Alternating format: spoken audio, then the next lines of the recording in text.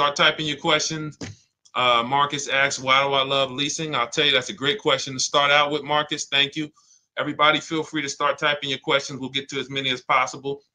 Welcome to Car Shopping Questions and Answers. I'm your host, Deshone, known as Deshone, the Auto Advisor. Everything we'll be teaching today is out of my new digital book. It's called Cars from Home, 7 Steps to Saving Time, Money, and Avoiding Dealerships. So I'm going to be very thorough.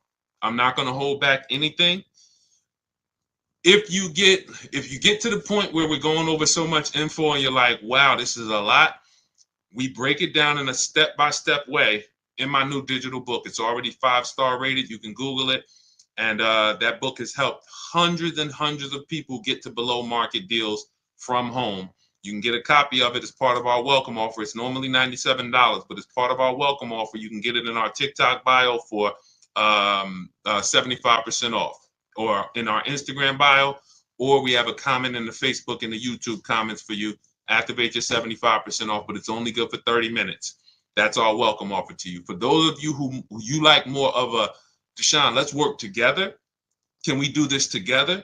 Then certainly you can click those same links and click Shop with Deshone. See if you qualify for our Done With You program, where you'll be, instead of reading, we have step-by-step videos, and then we have a Facebook community where you can ask all your questions. Over 1,500 people in that community, and we do 2 coaching calls a month with me personally. So let's get to it. Let's start with Marcus's question, and just keep typing your questions, everybody. As I see more people come on, we'll keep giving you the shout outs as new people come on. All right.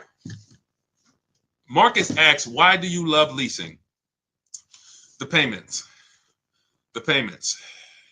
Let me show you an example of what we call a below market lease. Now, we need to distinguish very early on, all leases are not created equal. You need to get a below market lease, which means you're finding the dealer that's going to sell you the car for the lowest amount. We do that through a bidding process. That's why our process is called Cars from Home. So by putting dealers against each other, many of you struggle with negotiations. I want you to step out of negotiating, and I want you to start making people bid. Create multiple offers. That's what we do. So when you're getting multiple offers, you're going to find the dealer that's going to sell the car at the lowest amount. Every dealer has a different price. Remember this. Don't ever think, oh, Nissan is expensive. I wanted an Altima, but Nissan's expensive. No. One Nissan dealer has a different price than another Nissan dealer, and then another Nissan. They all have different prices. So let me show you what a below market lease looks like, because that's all we care about. Here's an example. Let me tell you my story. First lease I ever got was a Pontiac G6. I worked for Pontiac. Some of you know I work for Pontiac, General Motors, and I work for Mercedes-Benz. I worked for Pontiac. I was 22 years old. I needed a car. I needed a newer car. And my sales manager came to me. I didn't even understand it. He said, hey, why don't you lease one? You know, and I had sold a couple leases. I just didn't understand how it worked. But I got a brand new $20,000 Pontiac. I was paying $256 a month. Now, I want y'all to think about this.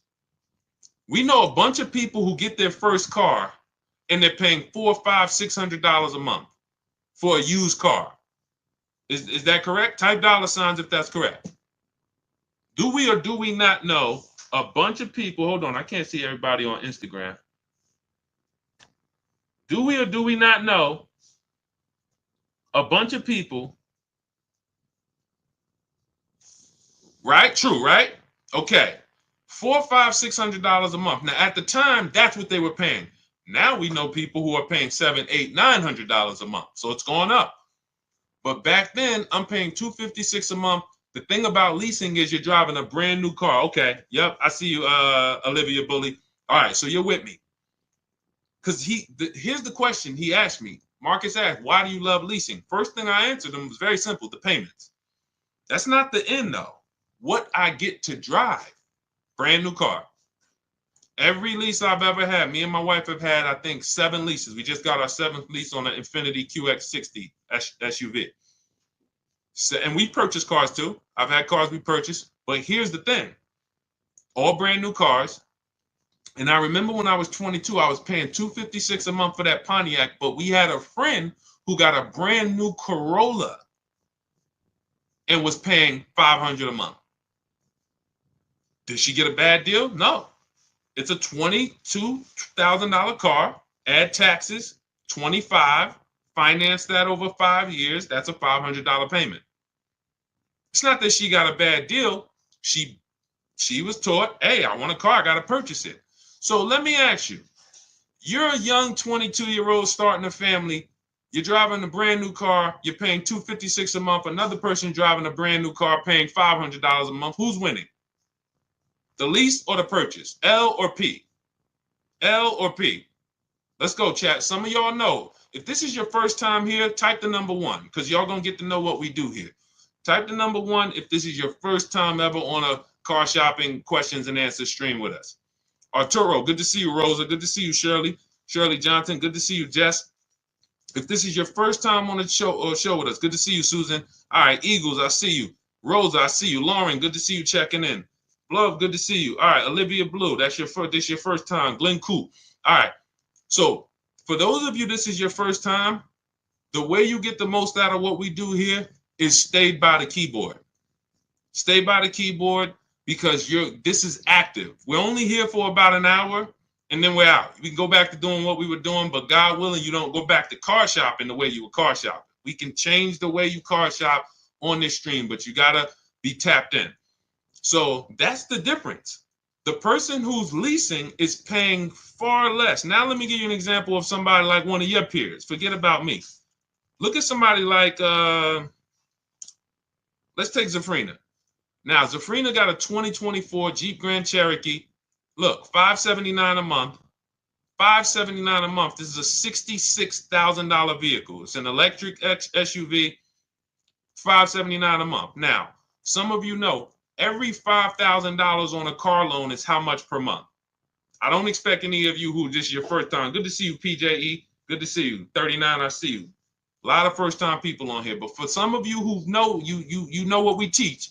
Every $5,000, Chuck Gibson, my man, good to see you. First time on YouTube. Thank you, Marcus. $100. So I want you to burn this into your head, everyone.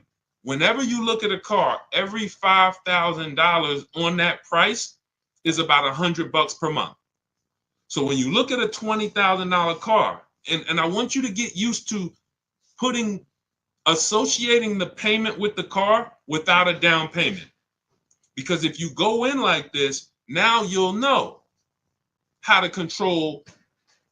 No one can manipulate you. You look at that $20,000 car, you say, okay, that's going to cost me about $400 a month if I finance it, no money down. 5-year loan. Okay, $30,000 car, $30,000 loan, $600 a month. $50,000 car, $1,000 a month. See, this is if you purchasing. This is not leasing. Those of you who are purchasing, you need to have this rule in your head. So when you go in, good to see you, Dame Presley, Christina Mendez, a lot of people on TikTok checking in. When you go in, no one can manipulate you. See, you know how you get manipulated? You walk in, you look at that $50,000 car and you say, hey, get me the $600 a month on that. Now they know they can't get you the $600 a month unless they you're going to have to put a lot of money down or they're going to put you on like a 96-month loan and you're still going to put a lot of money down and you're still not going to be at 600. You don't know what the car cost. And when we look at leasing, you're not paying for the whole car. So let's go back to Zafrina. Zafrina is paying $579 a month, no money down for a $66,000 vehicle. That would normally be $1,100 a month. If she went in and said, okay, $66,000, how much is that vehicle if I wanted to get a loan on it, just purchase it, no money down? Because her lease she did with no money down. So we're working apples to apples. E.L. Harper, good to see you. They say, okay, it's going to cost you about $1,100 a month. She's paying $579. So most leases are 3 years. We don't do 4-year leases. Marcus, you follow up with Marcus just followed up with the why 39 months. We only lease for 3 years or shorter. You never want to take a 4-year lease.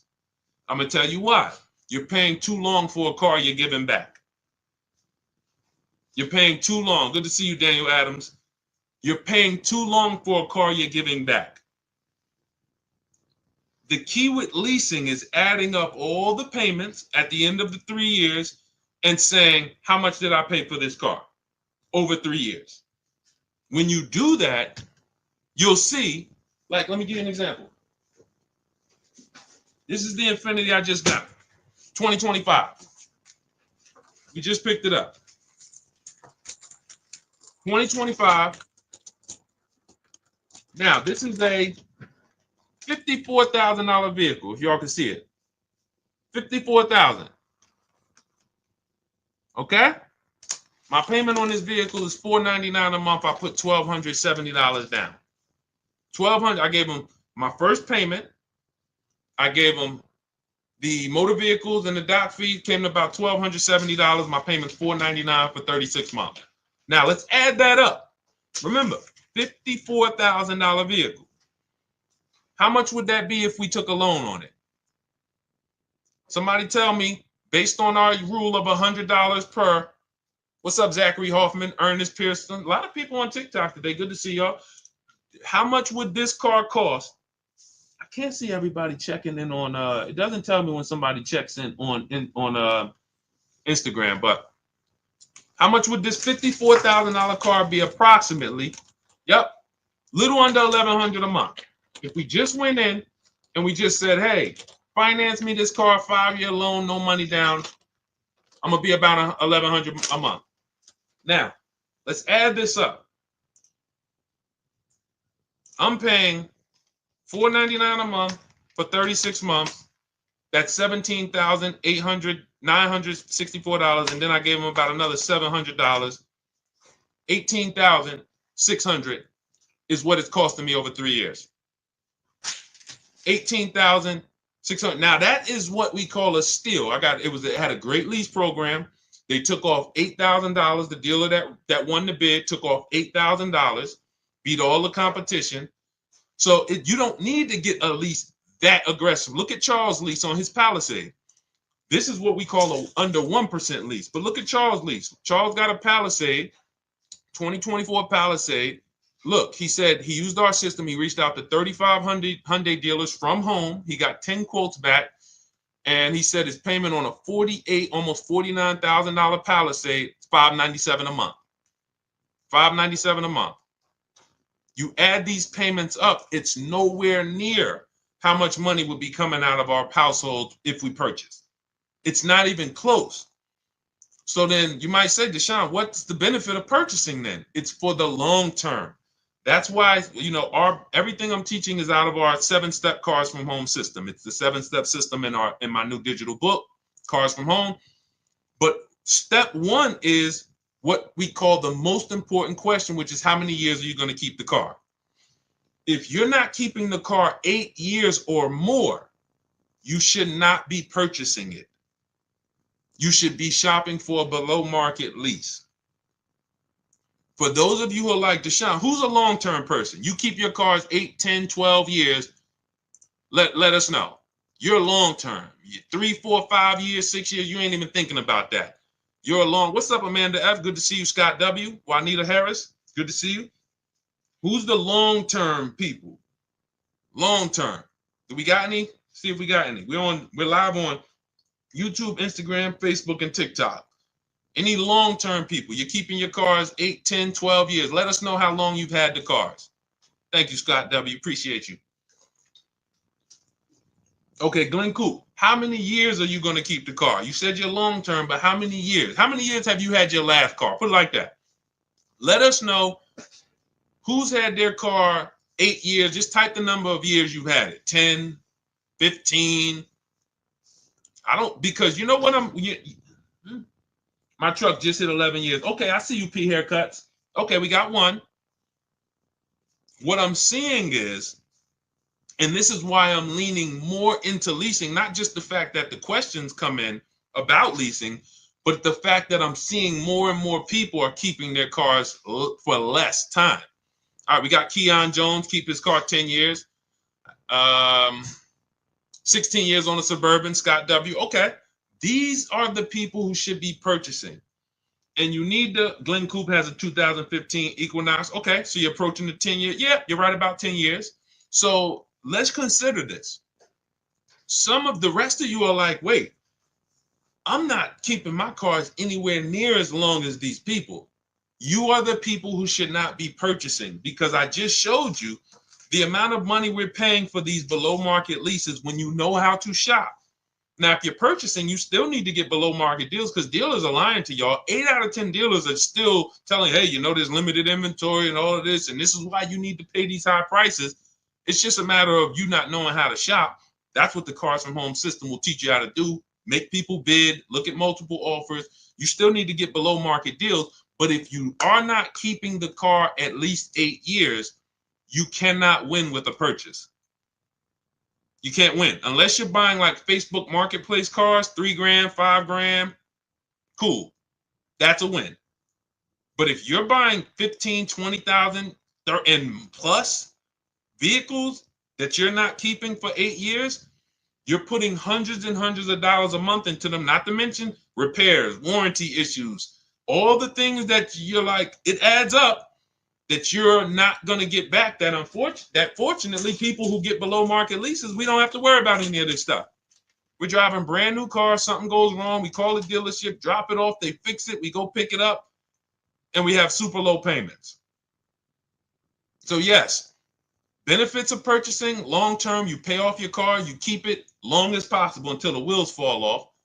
But if that's not you, you should only be interested in shopping for below market leases. Okay, we're clear? Everything that we're talking about is out of my new digital book, Cars from Home, 7 Steps to Saving Time, Money, and Avoiding Dealerships. It's normally $97.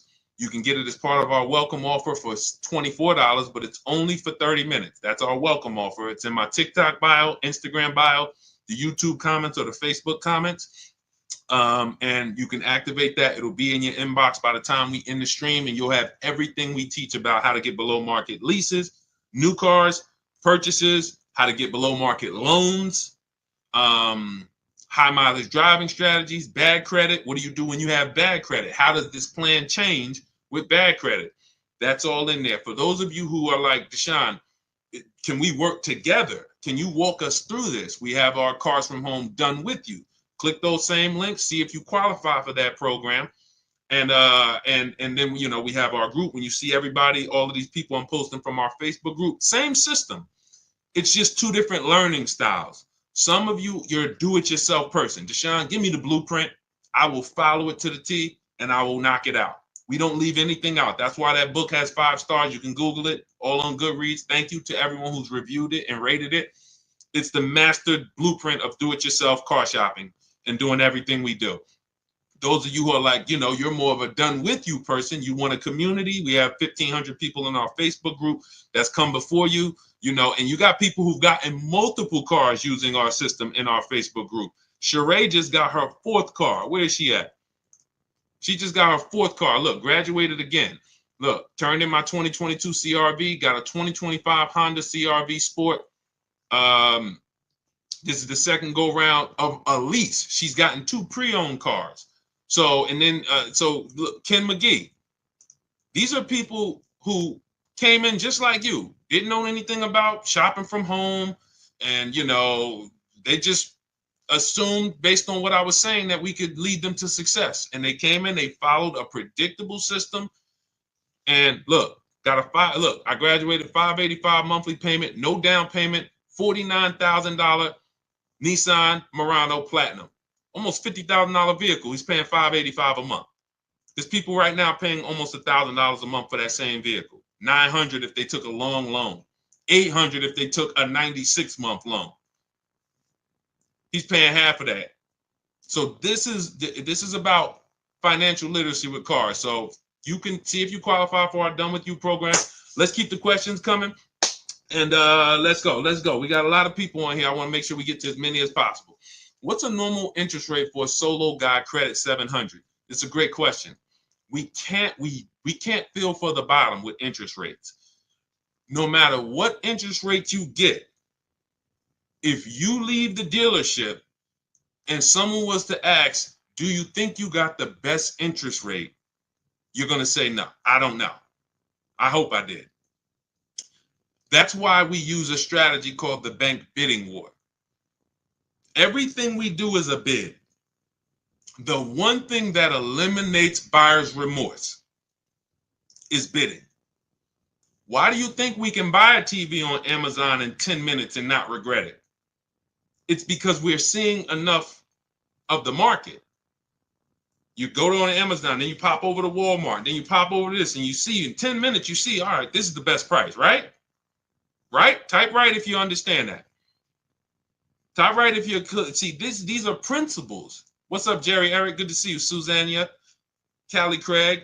See, that's how we have price assurance. Price assurance and lack of buyer's remorse comes from multiple offers.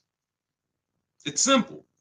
So in order for us to say, all right, how do we make sure we don't have buyer's remorse when it comes to our loan, or when it comes to our trade-in, or when it comes to the car we buy?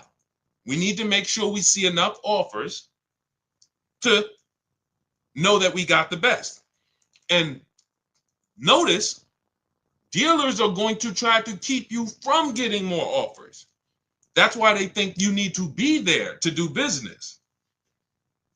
See, that's all works into, hey, if I can keep you from shopping other offers, I can make sure I'm controlling the price, which is why we focus on cars from home. So how do we employ this bank bidding war system? Credit bureaus allow, and anybody can Google this. Okay, I see you, tips notes. Wait, I'm sorry. Tips and toes. Good to see. All right, so everybody's following. I'm glad to see everybody's tracking on this. This is what we'll get to you too, Tanya Rails. Make sure you get Tanya Rails on Facebook too, Dolan. But hold on, let's finish this up because we're talking about how to make sure we don't have buyer's remorse with our interest rate. A lot of people don't know that the credit bureaus, the people who rate our credit and sell that score to people, they allow us to shop and have multiple banks and credit unions access our credit, but it has to be within a short period of time. It's called the rate window. So if you Google rate shopping, you can verify this. So what they say is, in a short period of time, you can have a bunch of people access your credit with a hard pull. And at the end of that window, it's going to weigh on your credit as if it was one hard pull. So if one hard pull would have weighed your credit down 10 points, you can have 15 of them in that window and it's still going to be 10 points. This is how we move, which is why we never do a pre-approval with a hard pull. Who's ever gotten a pre-approval with a hard pull? I'm going to tell you what the bad part is about that. And look, see, if you get the mindset that none of these people want me to shop, if you can burn that into your mind, oh, the dealers don't want me to shop, correct. The banks, even my banks, they don't want me to shop them, correct. That is the mindset. So when you get the hard pull, it's going to drop your credit. But here's the bad part about the pre-approval, has an expiration on it. So they'll send you out with a pre-approval. Hey, Mr. Williams, good news. Hey, Haley, let's use Haley. She just jumped on. Haley, we'll give you the pre-approval, but it's a hard pull and it's only good for 30 days. So now you're going out there and you're trying to find your car and like, hey, oh man, I got to find a car within 30 days. Because the last thing we want to do is not find a car, and what happens? We got to run our credit again. So we literally have the bank who's supposed to be helping us, hurting us, which is why we don't do any pre-approval with a hard pull ever. Ever. We are not going to limit ourselves and force ourselves into this rush shopping. One thing you're going to learn as you use the cars from home system is we don't rush shop. Some of you, you're in an emergency. That's no problem. Okay. Listen, if you need a car in a short period of time, we have people who, Ansley got a 1% lease. When he got his car, he came in, he used our system. Our system is designed to go through in seven days. You can get your car in 7 days below market deal. That's not a problem. You can see here, he says, look, one car down, he had 2 more to go. 2024 QX60 Lux, $58,000 car. He got it for $554 a month. He said, look, I started the process Saturday, accepted a deal Monday. That's it. He started on a Saturday. He had his offers coming in on Monday, and he was good. So it's not a matter of time. It's a matter of knowing what to do. But what we don't want to do is make emergency shopping our norm. Because a lot of people, you think, oh, if you come in and tell a dealer, hey, I need a car by next week, that hurts you. We don't want to be emergency shopping all the time. You want to be in a position where you can say to a dealer, hey, yeah, I can make a deal today for sure, but I don't need to make a deal until, 3 months from now. Your ability to say no is leverage. So we don't want to continue to always be emergency shopping all the time. And with our system, you won't be. Some of you, you're emergency shopping because you have so much anxiety, you just wait and put it off. And next thing you know, it's like, oh man, now I need a car. And now you're going in and this is all working against you. So we are not running our credit until we found our deal. This is going to sound way different than what you've been taught.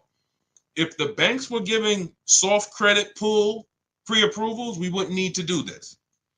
But they're not. Because they're trying to lock us in, they're no longer doing these soft credit pull pre-approvals. If you can find one, if your bank does it, that's what you want to do. Soft credit pull pre-approval. Tell me around about what you think my interest rate would be, and then let me go shop.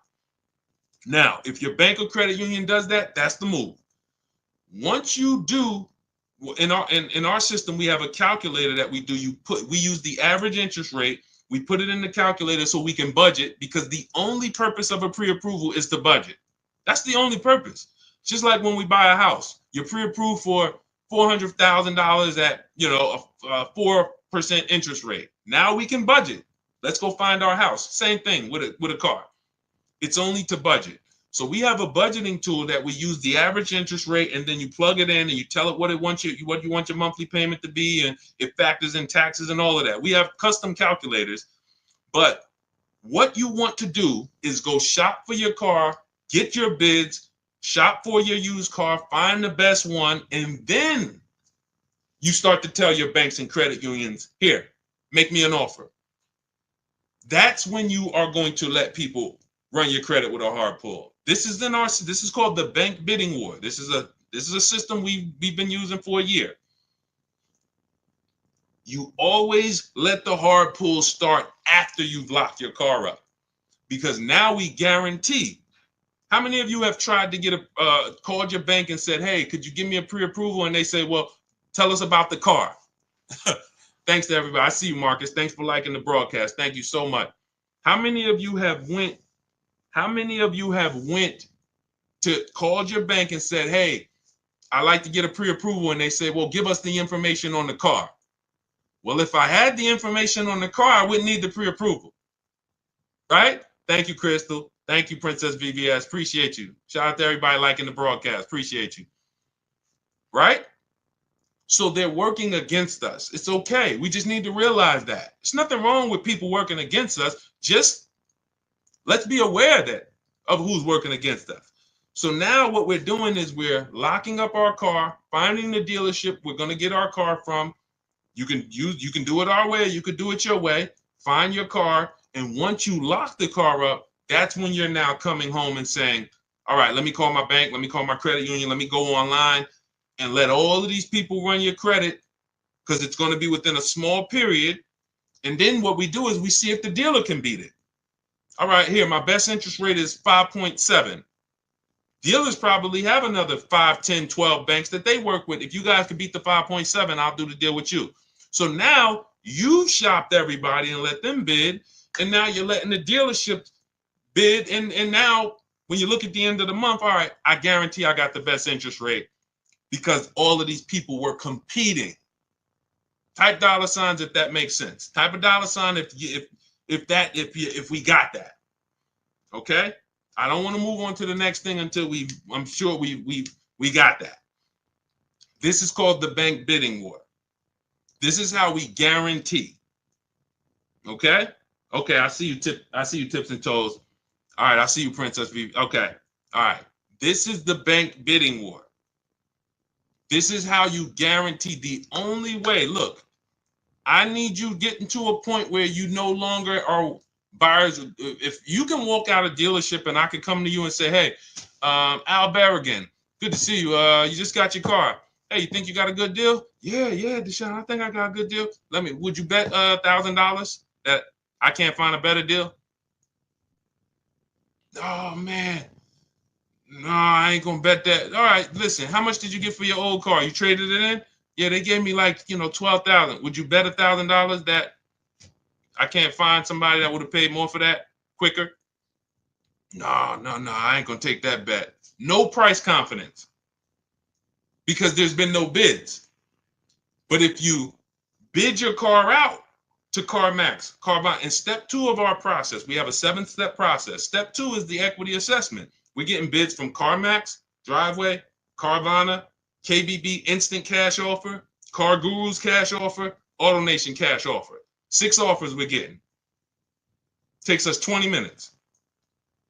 So now if he bids that out and you say, hey, you think you got the most money? Yeah, of course I did. Because I let all the people who buy cars make me an offer. When we bid out our loan, when we sit at home and we see the entire market on a used car, every used car within 100, 200 miles of me, I seen it. I made sure I got the lowest one. I'm shopping for a new car or at least I'm talking to 25 dealers in our system. We have something called the 25 to 5. We reach out to 25 dealers all online. We're not talking to these people. So those of you who are like, I don't like to talk to salesmen, we don't talk to them. I wrote all the scripts for you. You got all the emails. You just copy and paste them. We know everything they're going to say because I had to use those same scripts they used, and we keep the conversation going. When you get those offers, we're reaching out to 25 to get 5 offers. Price confidence. Price confidence always comes from bids. It's the only way. All right? Great question. Everything we're going over so far, everything I'm teaching is out of my new digital book. It's called Cars from Home, 7 Steps to Saving Time, Money, and Avoiding Dealerships. Saving time, money, and avoiding dealerships. It's normally $97, but as part of our welcome offer, you can get yours for $24. That's 75% off, but it's only for 30 minutes. That's our welcome offer. You head to my TikTok bio, Instagram bio, the YouTube comments or the Facebook comments. Once the timer hits 0, the price is $97, and it's worth every penny. That book will save you thousands and thousands of dollars as you use it. So it's not a question. But listen, if you get there before the timer is up, you got it for $24, and it'll be in your inbox by the time we end the show. For those of you who want to work together, you want to see, hey, can we work together? We have a Done With You program where instead of reading, you're actually watching short videos. And we have a Facebook group where you have a support of a community, over 1,500 people that have come before you in that group. And we have 2 coaching calls a month with me. So you can actually, if that's your learning style, see if you qualify. Just hit the button that says Shop with Deshone. See if you qualify for that. But either way, just use what we're talking about. If you can get it from these streams, you use what we're talking about. So that you can start to have confidence in your car buying purchases, and so that you can save all the money that you should be saving. Frankly, I don't want to give $1 up that I didn't have to give up. And many people are giving thousands of dollars up that they should not be giving up to these dealerships and banks. All right, go ahead, Dolan. Let's keep the questions going. That was a great question. We had to go into detail about the bank bidding war, but we got a lot of questions, so we're going to try to get through as many as we can. I think Dolan is trying to, he's trying to go through them. Okay, I struggle with leasing only because of mileage. I travel too much. This is a great question, and this is a misconception. In my book and in our system, we have two different strategies for high mileage drivers. If they're short term is we're not keeping our cars 8 years. And then we have one for long term. Because here's what typically happens with high mileage drivers who purchase their cars. You're buying your cars, you're putting a ton of miles on them, You're depreciating. Thank you, Pastor Frank. Thank you for running the lights up. Shout out to everybody who running the lights up on TikTok. Thank you. When you see the way the value of a car falls through the floor for a high mileage driver, it's amazing. You get a $40,000 car, they put 100,000 miles on it in 3 years, 4 years, and the car is worth half. They're depreciating their car way worse than the average driver. So with that being the case, you need to take different steps. The last thing you want to do is take out a normal loan. You're going to be upside down because your car value is dropping like this, but your loan is only dropping like this, very slowly. So you typically in 3-4 years end up with a car that's almost, that's really lost a ton of value while your loan is still ridiculously high. You're $10,000, $15,000, $20,000 upside down. We don't want to do this anymore. First person that came in that showed me about a high mileage lease was when I was a manager at Hyundai. I was a manager at Hyundai and I had never saw, I remember this guy came in and I was helping him ground his lease. And he had a Hyundai Sonata at the time. And I saw it had 72,000 miles on it. And I was like, you leased this? He said, yeah, I always lease. He said, I'm in sales. I'm on the road all the time. I used to buy these cars and I just would always be putting a ton of money into them.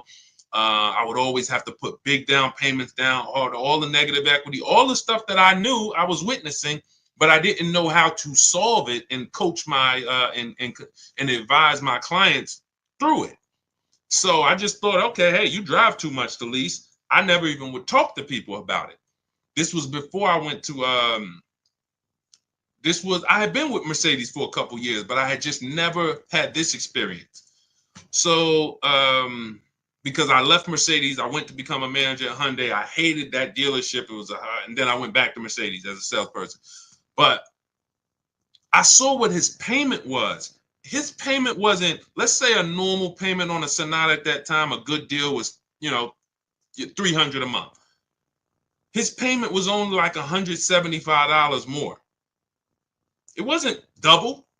He wasn't paying $1,000 a month. He was paying like $5,000. And he's driving 25,000 miles. So he's paying an extra $200 a month, call it, and he can drive as much as he wants to drive. Brings the car home, he ain't got to worry about nothing else, drops the car off, not worried about negative equity, nothing. And from then on, that's when I started advising my clients about high mileage leases. Most leases can be built up to 30,000 miles. So if I would have, for example, I got a 12,000 mile a year lease on this Infiniti that I got. I'm paying $499. If I would have gotten a 25,000 mile a year lease, I probably, instead of $500 a month, I probably would be paying $700 a month. But I'm driving 25,000 miles. $700 a month. I'm still way below what a person who purchases the vehicle, depreciates the heck out of it, and then goes to replace it is going to lose. So that's one strategy, the high mileage lease. And the other strategy is something I call 2 cars, 1 payment. Those of you who have a good car already that you're purchasing, pay it off. Pay it off. You might have been putting 20,000 miles a year on it. If let's say I got a nice car and I'm like, all right, I drive all this miles. Let me think about what I'm going to get next. I would keep that car and I'm going to go pay that car off and then I'm going to lease me a nice car. Because everybody doesn't always want to put the mileage on a nice car that they're going to lease, a brand new one. So they got their mileage car. So I got my paid off mileage car. I no longer need to drive 20,000 on this every year. I might drive 10 on this and then lease and put 10 on that. I only got 1 payment because this one's paid off. So I got my nice brand new lease and I got my mileage car. And I'm going to drive the mileage car until it doesn't drive. Good to see you, Vibe with Tamika. Good to see you checking in. Cody, good to see you. Candace. So this is this is strategy. In our system is tons of strategy depending on who you are. But if you now look, let me just tell you this. You might say, Deshone, I keep my cars 8-10 years. This is the same question we're talking about because we spent the early part of the stream talking about leasing, and we had a question. We also talked about shopping for interest rates. but then a person said they struggle with leasing because they think they drive too much. But at the end of the day, what you got to understand is it goes back to rule number one, which is the first step in our process, is how many years are you keeping the vehicle? If your question is more than 8, thank you, Vibe with Tamika. Shout out to the sharers. If your answer is more than 8, you don't need to lease. Doesn't matter how much you drive. Leasing is for people not keeping their cars 8 years. Does not matter how much you drive. If you're going to keep the car 8, 10 years, put 20,000 miles on it. Just go find a car that is capable and quality and goes the long run. I'll buy a car if I was, 20,000 miles a year, 25,000 miles a year, put 200,000, 300,000 miles on it, and just replace the car after a while. I get up one day, the car is not going to start. Man, it got 300,000 miles on it. I'll go get me another one. No reason to lease. But if you're not keeping 8 years, you should not be shopping for a purchase. Below market purchases, below market leases. Below market purchases are for people keeping 8 years or more. Below market leases are people not keeping 8 years. Very simple rule. And it's a rule.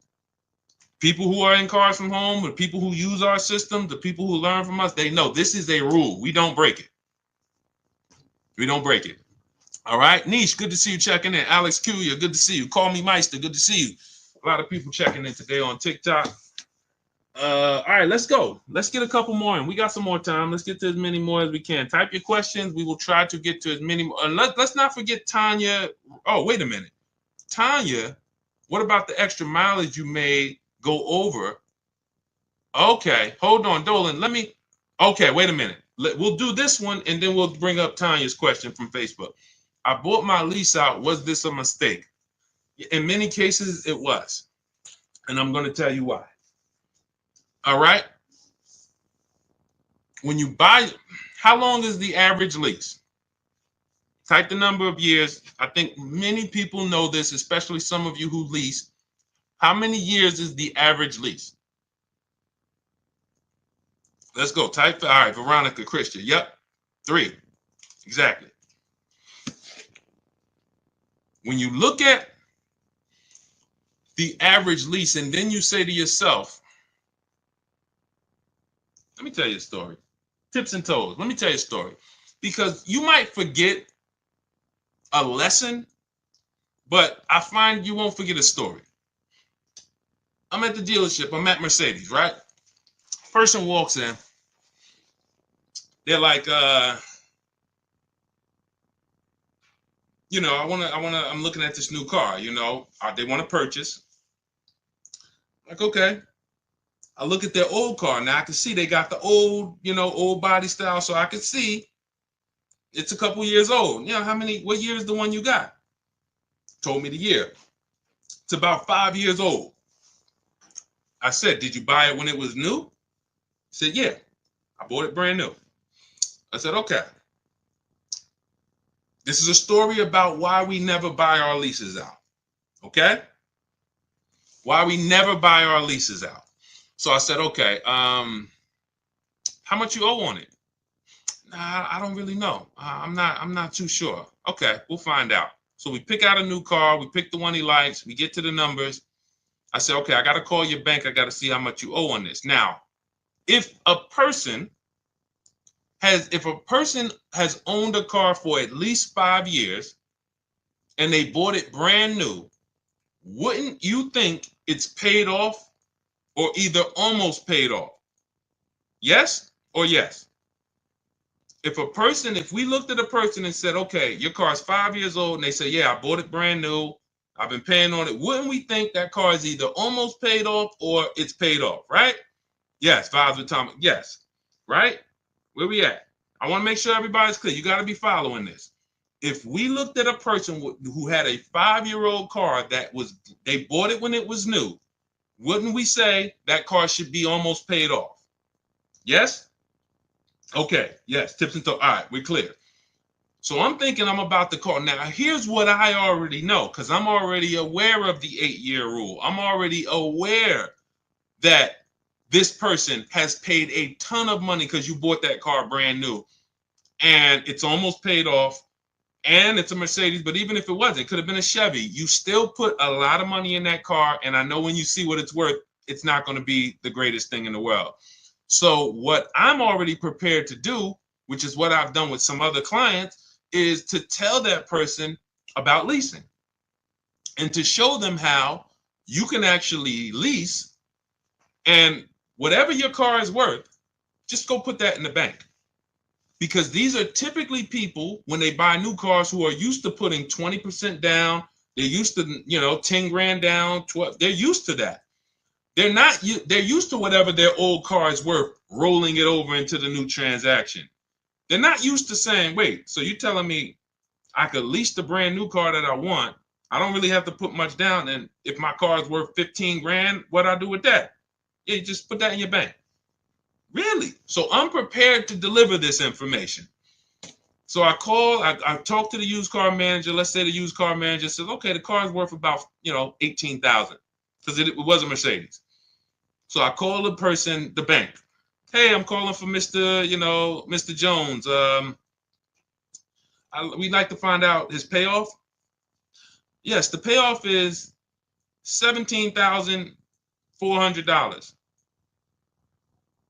17,000. Wait, how did? No, I'm sorry. No. It was higher than what the vehicle was worth. So let's say whatever it was, the payoff is, 19,000. He's underwater. What the used car manager just told me the vehicle is worth, and what the car is. Hold on. I'm like, hey, Mr. Jones, they're saying you still owe like close to 20,000 on the truck. Oh, you know what? Because what had happened was I leased it for 3 years and then I bought it. Okay. I hang up from the bank. So we've been in this car for 5 years and we still are upside down. How does this happen? This happens because most people who buy their leases out are going to take at least a 5-year loan, and sometimes 6.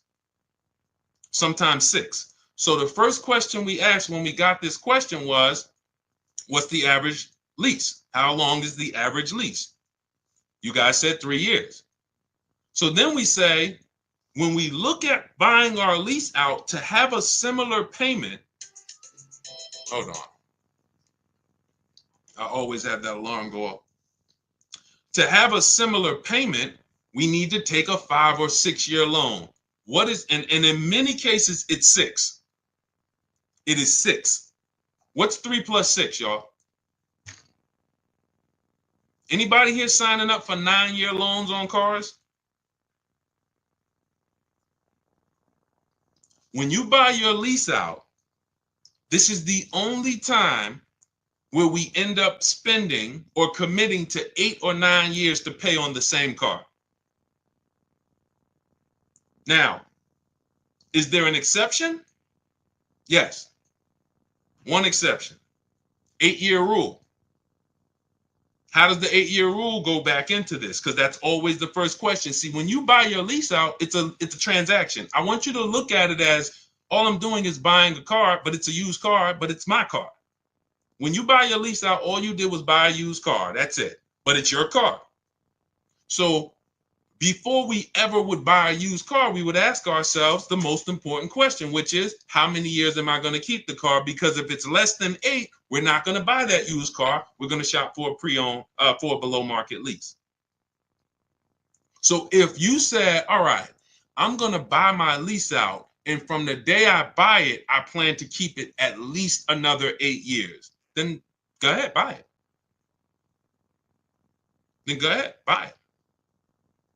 That's the exception. But you would have to be saying, all right, I leased it for 3, and then I'm going to keep it for another 8, which means I'm going to keep this car 11 years, or it does not make sense to pay 8 or 9 years on it. And mind you, when you look back and say, I kept it 11, hopefully it's longer, because to pay on a car for 8 or 9 years, you want to at least enjoy 3 or 4 or 5 years with no payments. Because again, all this money you shelled out, you could have just been leasing anyway and paying less and driving better cars. That's why the 8-year rule is what it is. That's why, you know, when you guys look, everything we're talking about is out in my new digital book, Cars from Home, 7 Steps to Saving Time, Money, and Avoiding Dealerships. If you focus on not skipping step 1 ever, step 1 is what we call the most important question. Before you do anything, you ask yourself, how many years am I keeping this next car? Hey, I want to buy my lease out. How many years am I going to keep it? 8? All right, let me buy it. Thanks, Melissa McGrady. Appreciate you. Shout out to everybody running the lights out. It's always the 8-year rule because depreciation is what's killing us on cars when we purchase them. So that's the exception. That's the only time. It's not like, oh, I'm paying cash for it, Deshone. Does it make sense? Doesn't matter. The depreciation of the vehicle in the short term is going to wipe you out compared to getting a below market lease. And let me tell you, let me show you Jen, because Jen no, it wasn't Jen. It was, she did exactly what I just explained when I was telling you guys how I would, people who, some of you, you're going to do this. You've been taught to purchase all your life. You've never leased. You really never understood leasing other than what, you know, you may have heard about it. Let me put this down. Hold on. That's not the one I want to show you. And what happens is you're like, well, Deshone, my next car is going to be a lease thing. Absolutely. So now what am I going to do with my car that I paid off or that's almost paid off? I would normally go swap this. Here's what you're going to do. You're going to do like what, where's she at? Hold on. This is a good one. Here we go. Melissa. All right, so Melissa, she took possession of a 2025 Honda Pilot EXL. She leased it. Her local dealership won the bid, and she said she got her offers that we teach in the equity assessment. Her highest offer for her old car, which was a Kia Sorento, 2018 Kia Sorento, was 12 grand. She planned on selling it to CarMax. And after she made the deal, she gave the dealer a chance to beat the offer or match it. That's what we always do. We come in with offers, and then once we do our business with the final dealer who wins, we give them the opportunity to match it or beat the offer. Saves us the time if they can match it. So now, look, they gave her the 12 grand, and she left out of there at $597, nothing out of pocket. And she's getting a check back for $12,000 in equity. You see what I'm saying? She got her brand new Honda Pilot EXL, great payment, no money down, getting a check for $12,000. That's exactly what this last 10 minutes we talked about was about. Some of you, that is your next move. Instead of going in to trade that vehicle that you would normally trade and buy another one and go into another loan for 5 or 6 years, you're going to keep that. You're going to do the equity assessment, CarMax, Driveway, Carvana, KBB cash offer, AutoNation cash offer, Car Guru's cash offer. Get those 6 offers. Take you 20 minutes. That's going to tell you what your car is worth. And then you're going to prepare to sell to them. That's step 2 in our process. But now before we can sell to them, we're going to move into shopping for our replacement car. Once we get our bids and find the dealer who's going to win the bid, now we go in. Hey, I'm getting a car from you. Hey, I'm going to sell my car to Carvana. Can you match it? I'll sell it to you.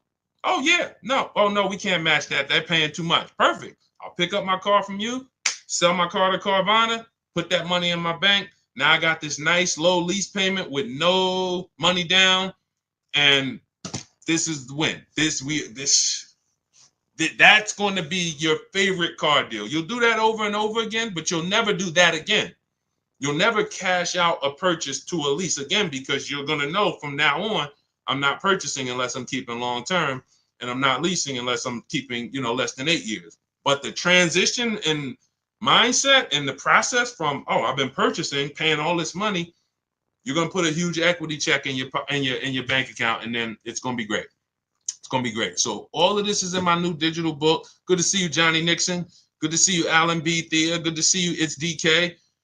All of this is out of my new digital book. Those of you who are like, Deshone, it's no way I'm gonna remember all of this. I just give me the blueprint, give me the step-by-step. That is 7 steps to saving time, money, and avoiding dealerships. It's already 5-star rated. You can Google it. Thank you to everybody who's reviewed it. It's normally $97, but as part of our welcome offer, you can get yours for $24, but it's only for 30 minutes. You go to my TikTok bio, my Instagram bio, click the picture of me, or YouTube comments, Facebook comments. We have a link there. When you click that, activate your 75% off and get your book for $24. It'll be there. You have everything we teach about below market leases, how to get below market purchases, below market used cars, bank bidding war. It's all in there step by step. So you just follow each step, check off each step as you do it. And by the time you get to step 7, which is delivery, you're picking up your new car or they're delivering it to you.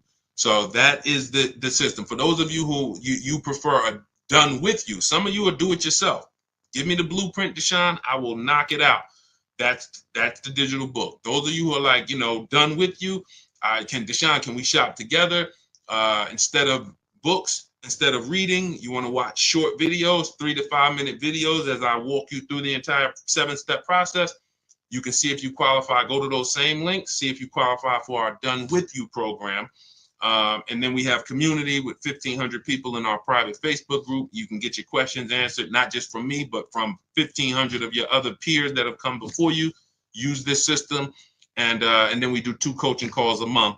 You have up to 6 months of coaching calls with me personally as I help you get acclimated into the system. So when you see me share all of these pictures are from members of our private Facebook group. This is India. She got and she joined a year before she got her car. She said, I joined last year. She didn't need a car at the moment, but she said, I got back. She ended up shopping, got her 2024 Hyundai Elantra, 36 months. This was a $29,000 vehicle. She's paying $365 a month. No money down. $365 a month, no money down. This is what it's about. They're not me. I'm sure all of you know that I can do this. The reason why I showed them is because this is you.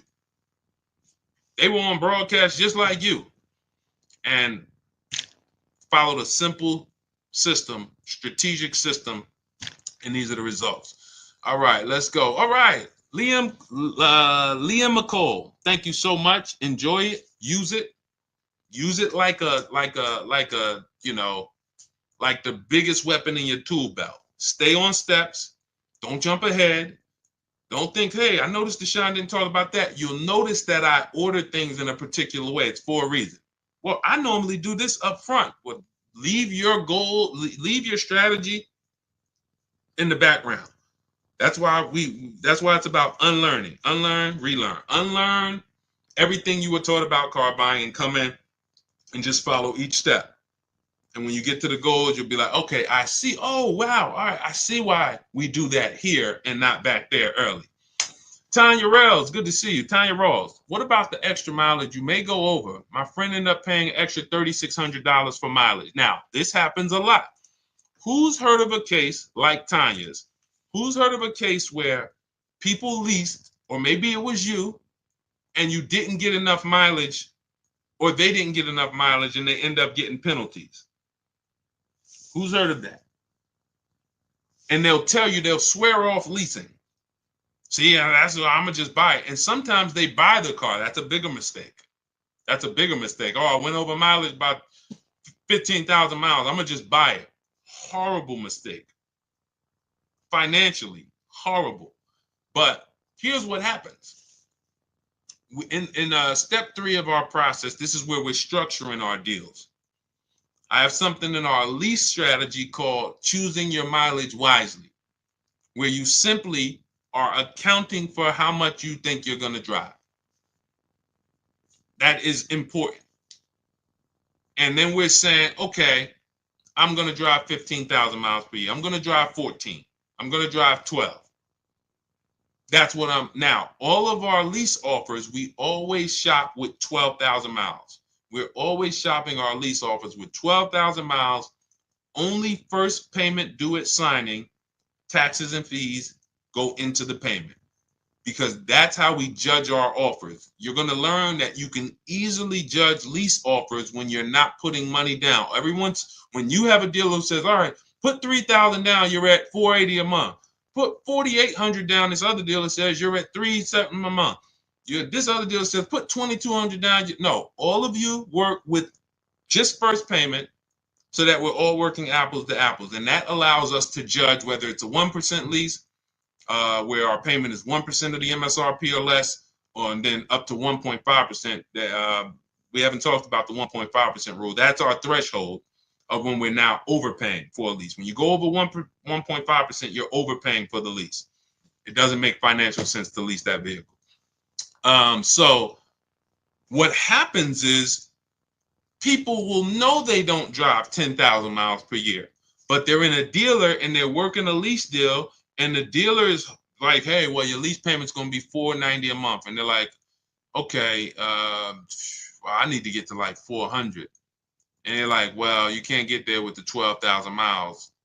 Or they know they drive 15. You can't get there with 15,000 miles. Okay, how much if I do the 10? Never ask these questions. These questions should never be asked. You drive 15,000 miles per year, right? Yeah. So why would you be considering a 10,000 mile a year lease? To save 40 bucks? To go from 10 to 12 is 20, 25 bucks. To go from 12 to 15 is 25, 30 bucks. So literally for a small amount of money, people are getting penalties, because when you build it into the lease early, you're paying 15 cents a mile or less. When you're penalized for it, you're paying 25 cents a mile. So let me give you an example of somebody. Look at Jen. Jen knew she needed 18,000 miles per year. Now, we always shop, as I said, with 12,000 miles. Where's Jen at? Her smiling face always sticks out. Here you go. All right. Now, Jen knew she needed 18,000. We always shop with 12, whether you need 10, whether you're doing a low mileage lease on an exotic car. I don't care if it's a McLaren. You might say, Deshone, I want to do the 5,000 mile a year lease. Okay. We're always shopping with 10. If you do 25,000 miles, we're always shopping with 12 rather. Once we shop with 12, we judge the deal. 1%, 1.25%, 1.5% to determine the value. Then we adjust to the mileage we need when we find the winning dealer. So you can see, she shopped her offers, $39,000 Honda CR-V hybrid, $512 a month she got. That ended up being a 1.3% lease. That shows the value is there. 1.3, great lease deal, but I need to adjust the mileage now. Now she tells the winning dealer, okay, perfect, I'm going to do business with you. Can you tell me what the payment is if I go from 12 to 18,000? She goes from 512 to 563 a month. That's it. Look, so excited to have my first lease ever. So look, this is what it's about. She paid $47 more and she's driving 18,000 miles a year. Now let's just do this math real quick, Tanya, so you can see where these people make mistakes and where we make sure we never do this. So now we just looked at Jen. Jen's paying $47 more times 36 months, $1,692. That's what it cost her over 3 years to drive all the mileage she needs, $1,692. Meanwhile, thank you, Mr. Lieber. Good to see you. Thanks for running the lights up. Meanwhile, if you look at somebody let's say Jen would have been doing what a lot of people do and said, well, I know I need 18, but thank you, Mr. Lieber. You sharing that. Thank you. I need 18, but I'm going to stay at the 512 payment. Now, instead of she still drives 18. That's 6,000 miles more per year, 6,000 miles. So over the course of 3 years, her lease, she's going to go over by 18,000 miles. And her penalty is going to be 25 cents per mile. $4,500. Type dollar signs if you understand. That's what people are doing. To avoid paying $1,600, they're paying a $4,500 penalty. So your friend could have literally probably paid $35 more per month, gotten all the mileage they needed, returned the lease, didn't have a penalty, went and leased their next vehicle, perfect. But instead, they settled for less mileage than they knew they needed. And now they got a $3,600 mileage penalty. That's why we have a section, choose your mileage wisely. That's what it's about. Okay? I'm glad everybody got that. So everything, listen, everything. If we ever share something and I'm talking about it, I'm like, okay, this isn't in my book, I'll let you know. If I'm ever like, hey, this isn't in our system, I will let you know. Everything we have discussed on this stream is in my digital book, and stuff that we didn't discuss so far is in my digital book, Cars from Home, 7 Steps to Saving Time, Money, and Avoiding Dealerships. Normally $97, but as part of our welcome offer, you can get your copy for 75% off. That's $24. If you can get to our TikTok bio, our Instagram bio, the Facebook comments, or the YouTube comments, click that link before 30 minutes is up. That's your welcome offer. You'll get it for $24, 75% off. It'll be in your inbox, and you'll have those strategies to use step by step, nothing left out. Okay? And make sure when you get your book, you screenshot the thank you page, just in case some of you type your emails wrong. You don't realize you're typing quick. You're trying to not make sure you don't miss the 30 minutes, and you type your emails wrong. Make sure you screenshot our support team's email. If you don't see that email in 5 minutes, make sure you check your junk, check your spam. If you don't see that in about 5 minutes, just email our support team Monday through Friday. They'll get you your book. But it's usually, we have a great system. They get there.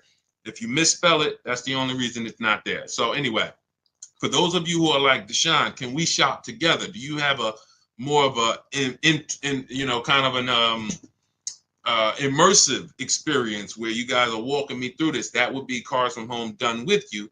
You can click those same links in our bios or in the comments and click the button that says shop with Deshone. See if you qualify for that. If you do, instead of reading, we're doing short videos, step by step, 3 to 5 minute videos. You can do them on your time, and they're designed to get you to where both systems are designed to get you there if you need a car in a week. So it's not a matter of time. If you need a car in a week, what you need to know is what to do exactly. You don't want to be under the gun and not knowing what to do. Give me a checklist that I can operate under.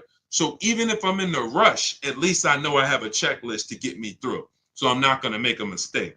So, but for those of you who want to see if you qualify for the done with you, then we have our Facebook group where you can ask questions. For those who like, hey, you like community, you like support. You're not a do-it-yourself person. You're more of a done with you community person. We do coaching calls twice a month on Zoom for 6 months. You have access to the coaching calls with me to make sure you get this system to the T. And either way, I don't care how you get it. I don't care if you get it with the done with you. I don't care if you get it from our book. I don't care if you get it from, if you got everything you needed from this stream, Deshone, I got what I needed. Go execute it. If you get it from our free social media videos, go execute it. We just want to make sure you are paying the least amount for these cars that you should be paying. Good to see you, Mark. Mark in Nashville. Shout out to you. Good to see you, Glennis Jensen. So this was a great show. We had a lot of great questions. We'll be back for another stream. All of you continue to unlearn, continue to make these dealers bid. Never one dealer. Never one dealer. The name of it, if you don't remember anything else, you don't have the book, you're not with our Done With You program, remember, never one dealer. It's about multiple offers. You could be the worst negotiator in the world. If you get multiple offers, you're going to save money by accident. Okay? Create competition. All right. So great show. Appreciate you guys. Great questions. God bless you guys. See you soon.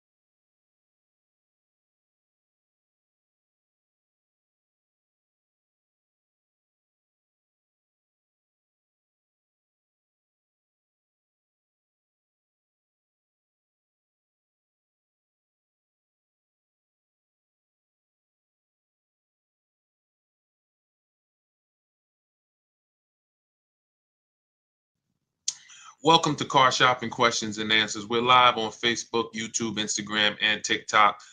My name is Deshone. I'm known as Deshone, the Auto Advisor. And over the next hour, we're going to spend time getting your questions that you have about car shopping. I'm going to tell you some questions you should be asking that you may not know you should be asking.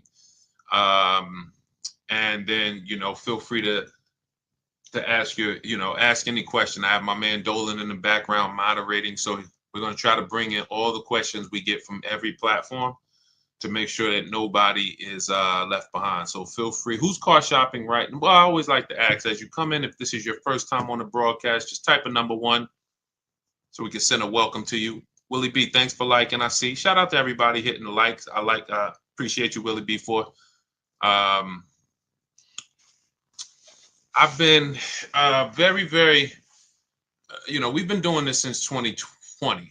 And I can't tell you guys. Welcome, Mark. I see you. Shout out to Mark on YouTube. Thank you. I cannot tell you how bad the deals are when you do not know how to get great deals. When you're going out here negotiating right now, the dealers, since the pandemic especially, have been using market conditions against you. Fake market conditions, limited inventory against you. And they sell you these stories that are just not true. But the minute you believe them, they are true.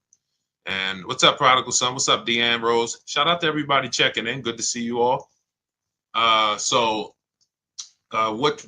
we want to focus on, I want you to learn the cars from home mindset, which is cars from home.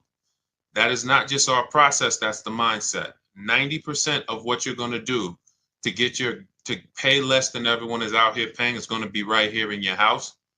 It's going to be at work. It's not going to be in dealerships. You have no leverage in dealerships. Dealers have all the leverage because they make you think they're the only ones who can give you this offer. You don't realize that there's 20, 30 other competitors that they have, and their mission is to stop you from talking to those people, or their mission is to stop you from being able to access getting offers online. So that's what we're going to be discussing over the next hour, and I'm going to look at any other question that we get in, and we'll bring them on to the show. Everything we'll be talking about is going to be taught out of my new digital book. It's called Cars from Home: 7 Steps to Saving Time, Money, and Avoiding Dealerships. So as you hear everything and you're like, man, Deshone, I want the whole blueprint step by step, that's my digital book. It's already 5 stars. It's normally $97, but it's part of our welcome offer to you. You can get a copy for 75% off, which is $24, but it's only for 30 minutes. You head to my TikTok bio, Instagram bio, the YouTube comments, or the Facebook comments. We have a link for you to use, and that'll get you your book for 75% off. Now, for those of you who enjoy working with me together, you want to see if we can work together, and you want more of an interactive experience with our community, then we have a Done With You program as well. And you can go to those same links and see if you qualify for the Done With You program. But we're not going to hold back. Let's get to it. Now that the housekeeping's done, you can start to submit your questions. We already have the first one, so let's get to it. Is 0 down on a lease always the rule? The rule to shop. We always shop with that rule. So when you're getting your lease offers, this is how you want to get them. First month's payment out of pocket only, that's 0 down. Because with a lease, you pay at the beginning of the month. So if you do 0 down, that doesn't mean you don't give them your first payment to drive off. So we're always shopping our offers with only first month's payment due at signing. I like to use those terms. Remember those terms. I made a video about this. It's been seen a lot, but some of you may have been seeing it. Always use the words total out of pocket, not down payment, because total out of pocket is a much more direct and clear conversation. I expect $1,000 total out of pocket. I expect first month payment total out of pocket. When you use the words down payment, who's ever made a deal with a down payment and then you came in and they said, well, what about your taxes? Who's ever had that happen to them? Type me if that's happened. You said, okay, I'm doing X amount down, but you show up to pick up your vehicle and they're like, okay, well, what about the taxes? Or what about this? And And you're like, wow, I thought that was included in the down payment. Who's ever had, listen, the key to winning here is a couple keys. Winning here is about being honest, because listen, this is going to sound like bad news. You're going to figure out over the next hour, Deshone, sounds like I did a lot of things wrong. Yeah, that's okay. Yes, you did. But I got to tell you the bad news first so we can get you to stop making these expensive mistakes you don't even know you're making. So I see you. For the people who are being honest, you understand. The reason that happened is because down payment is an ambiguous word. So it can can mean total out of pocket, but some dealers could spin it and say, well, no, that was just your down payment. So we like to use the word total out of pocket. So we always shop lease offers with total out of pocket, first month payment, and 12,000 miles per year. And we get our offers with the taxes and fees in the payment. Now, you must get at least 5 offers for a lease for you to see what the below market lease is. Because we've been doing this, besides my experience with, since 2006 being in the car business, I've personally, since 2020, helped hundreds of people personally shop all over the country. And I know that if you don't operate with 5 offers, you're not going to be able to see that 3 to 4 of them are going to be overpriced. Big mistake that they've programmed you. Shout out to the sharers. I see you. Thank you. Thank you, Art. I see you, Kim. Thank you so much. Appreciate everybody who's tagging somebody. Listen, your friends will be mad at you when they come and tell you that, hey, listen, I bought this car and I got ripped. I hate they ripped me off, and then you say, hey, you should follow this guy Deshone. Hey, how long you been following him? A year? I watch his stuff all the time. Well, why didn't you share it? So share with your friend so that we can protect these friendships. Because when people lose on cars, they get very mad. So we want to stop them before they actually go make these mistakes. But that's what you want to do. You need to shop your offers with first month's payment, put the taxes and fees in the payment, get your offers, and you need to get at least 5, because then you're going to see, wow, 3 or 4 of these are overpriced by a lot. So, when you hear people say, oh, I got a quote from Nissan, they're expensive. No, that one Nissan dealer is expensive. You need to get another quote from a different Nissan dealer, which is why everything we do is from home. Because most of you are like, oh, man, Sean, I got to drive from dealer to dealer to dealer. No, we don't do that. We make our deals in literally 90 minutes, 2 days, a couple days from home, couple hours from home. And that's how we're able to talk to multiple dealers at once. And we don't even, if you're using the Cars from Home system, you're not even talking to dealers, because I wrote all the email templates that we use to communicate with multiple dealers on their websites and inside their dealers. So we're not even talking verbally to them. Everything is being typed. What's up, Kelly? Good to see you, Hudson. K-Swish, shout out to the people checking in on TikTok. So that's how you want to do it. That's the rule. Now, when do we put down payments down on leases? To answer the final part of your question that you didn't ask, well, we put down payments down on leases to lower our payment once we know we have a below market lease. Once we know we have a great deal on a lease, 1%. Some of you have heard of the 1% rule. Once it's under the 1.5% rule, those of you who don't know, you can feel free to ask about that. But some of you who know what we teach, the 1% rule has been around for decades. The 1.5% rule we created as a way to make sure you're not overpaying for your leases. So once you get your 5 offers, if it falls in that category and you're like, wow, great deal, but I want to lower my payment a little bit, that's when we put money down. See you, Greg. Thank you so much. Welcome, Samuel. That's when we put money down. So money down is, if you don't do it that way, what you're doing is you're trying to buy your deal.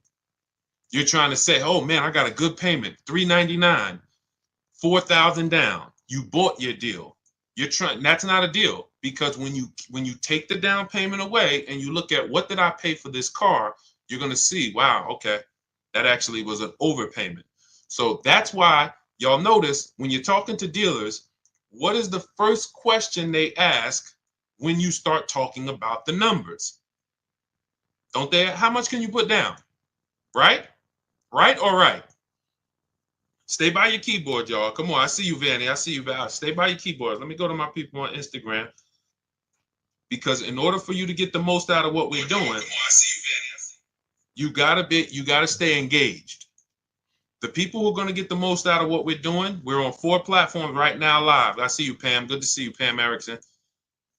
I see you, Chief B, Instagram. You guys, the people who engage are going to get the most out of what we do. If you're sitting there and you got this playing in the background, that's not to say you can't get anything out of it. But for sure, yes, Devin, this is how you're going to get the most out of it.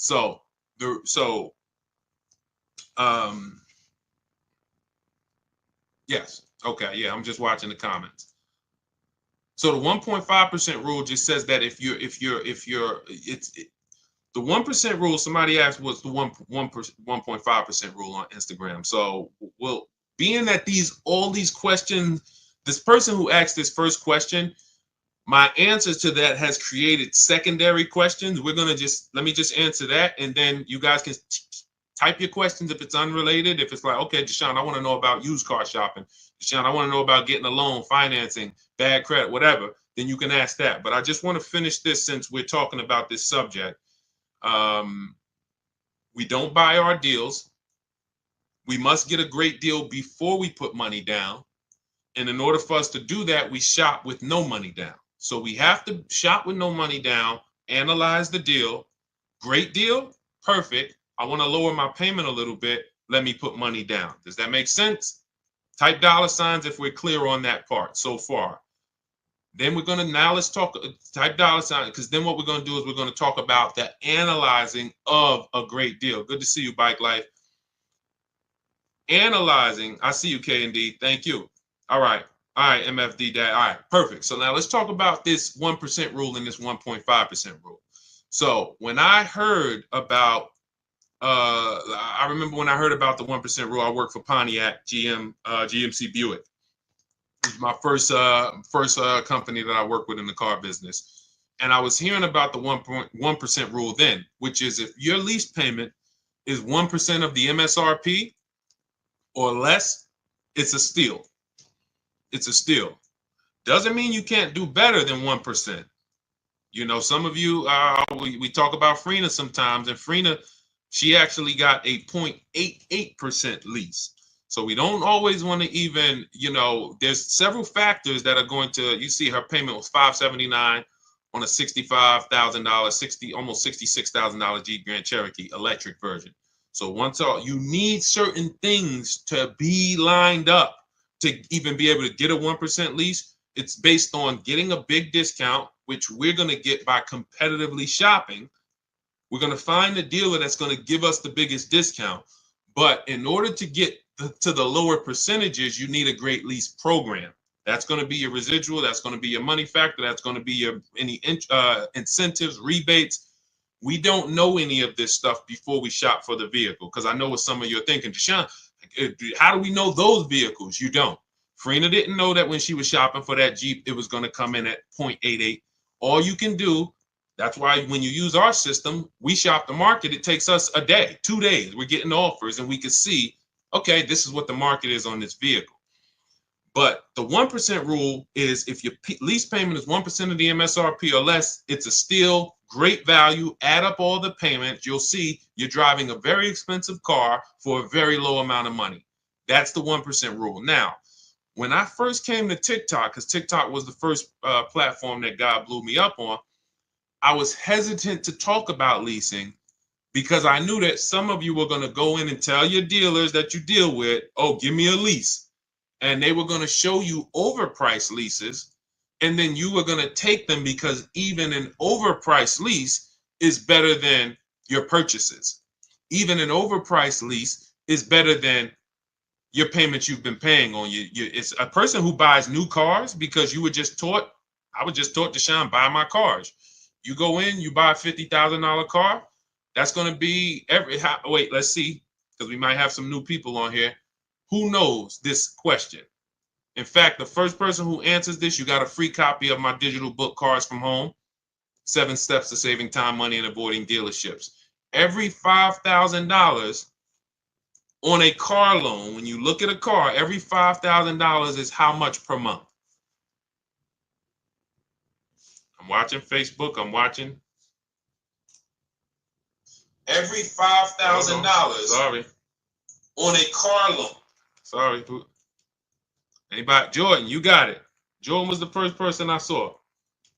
Every $5,000 is $100 per month. Jordan, just send me a message here on TikTok with your with your email, and I'll have the team shoot you a free copy of my digital books. $97, but you got a copy of free. Wait, hold on. I don't see. Oh, yes, it was Aman. You're right, Aman Cordova. You're right. The comments popped up so fast. You're right. You were first.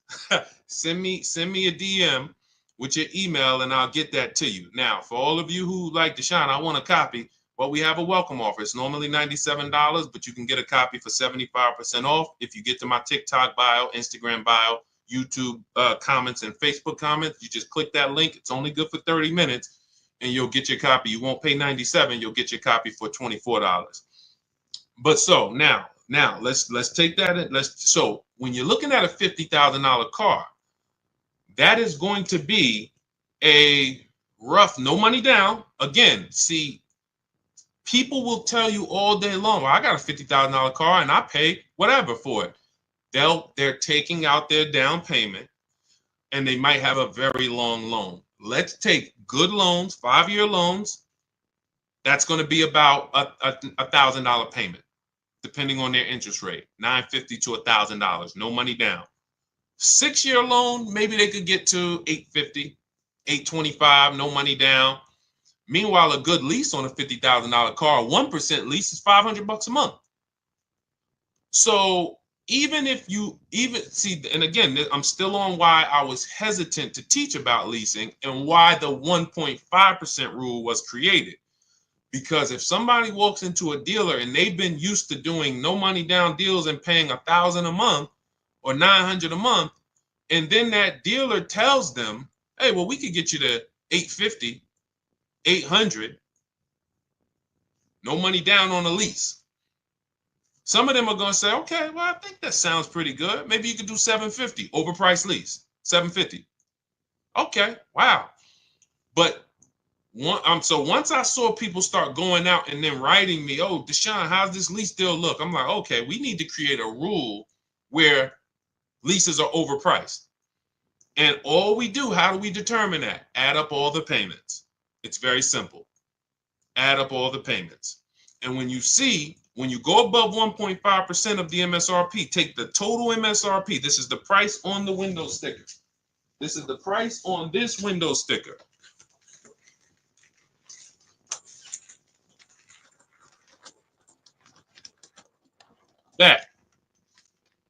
That you're taking this price right here, total MSRP. This is a vehicle that I just got.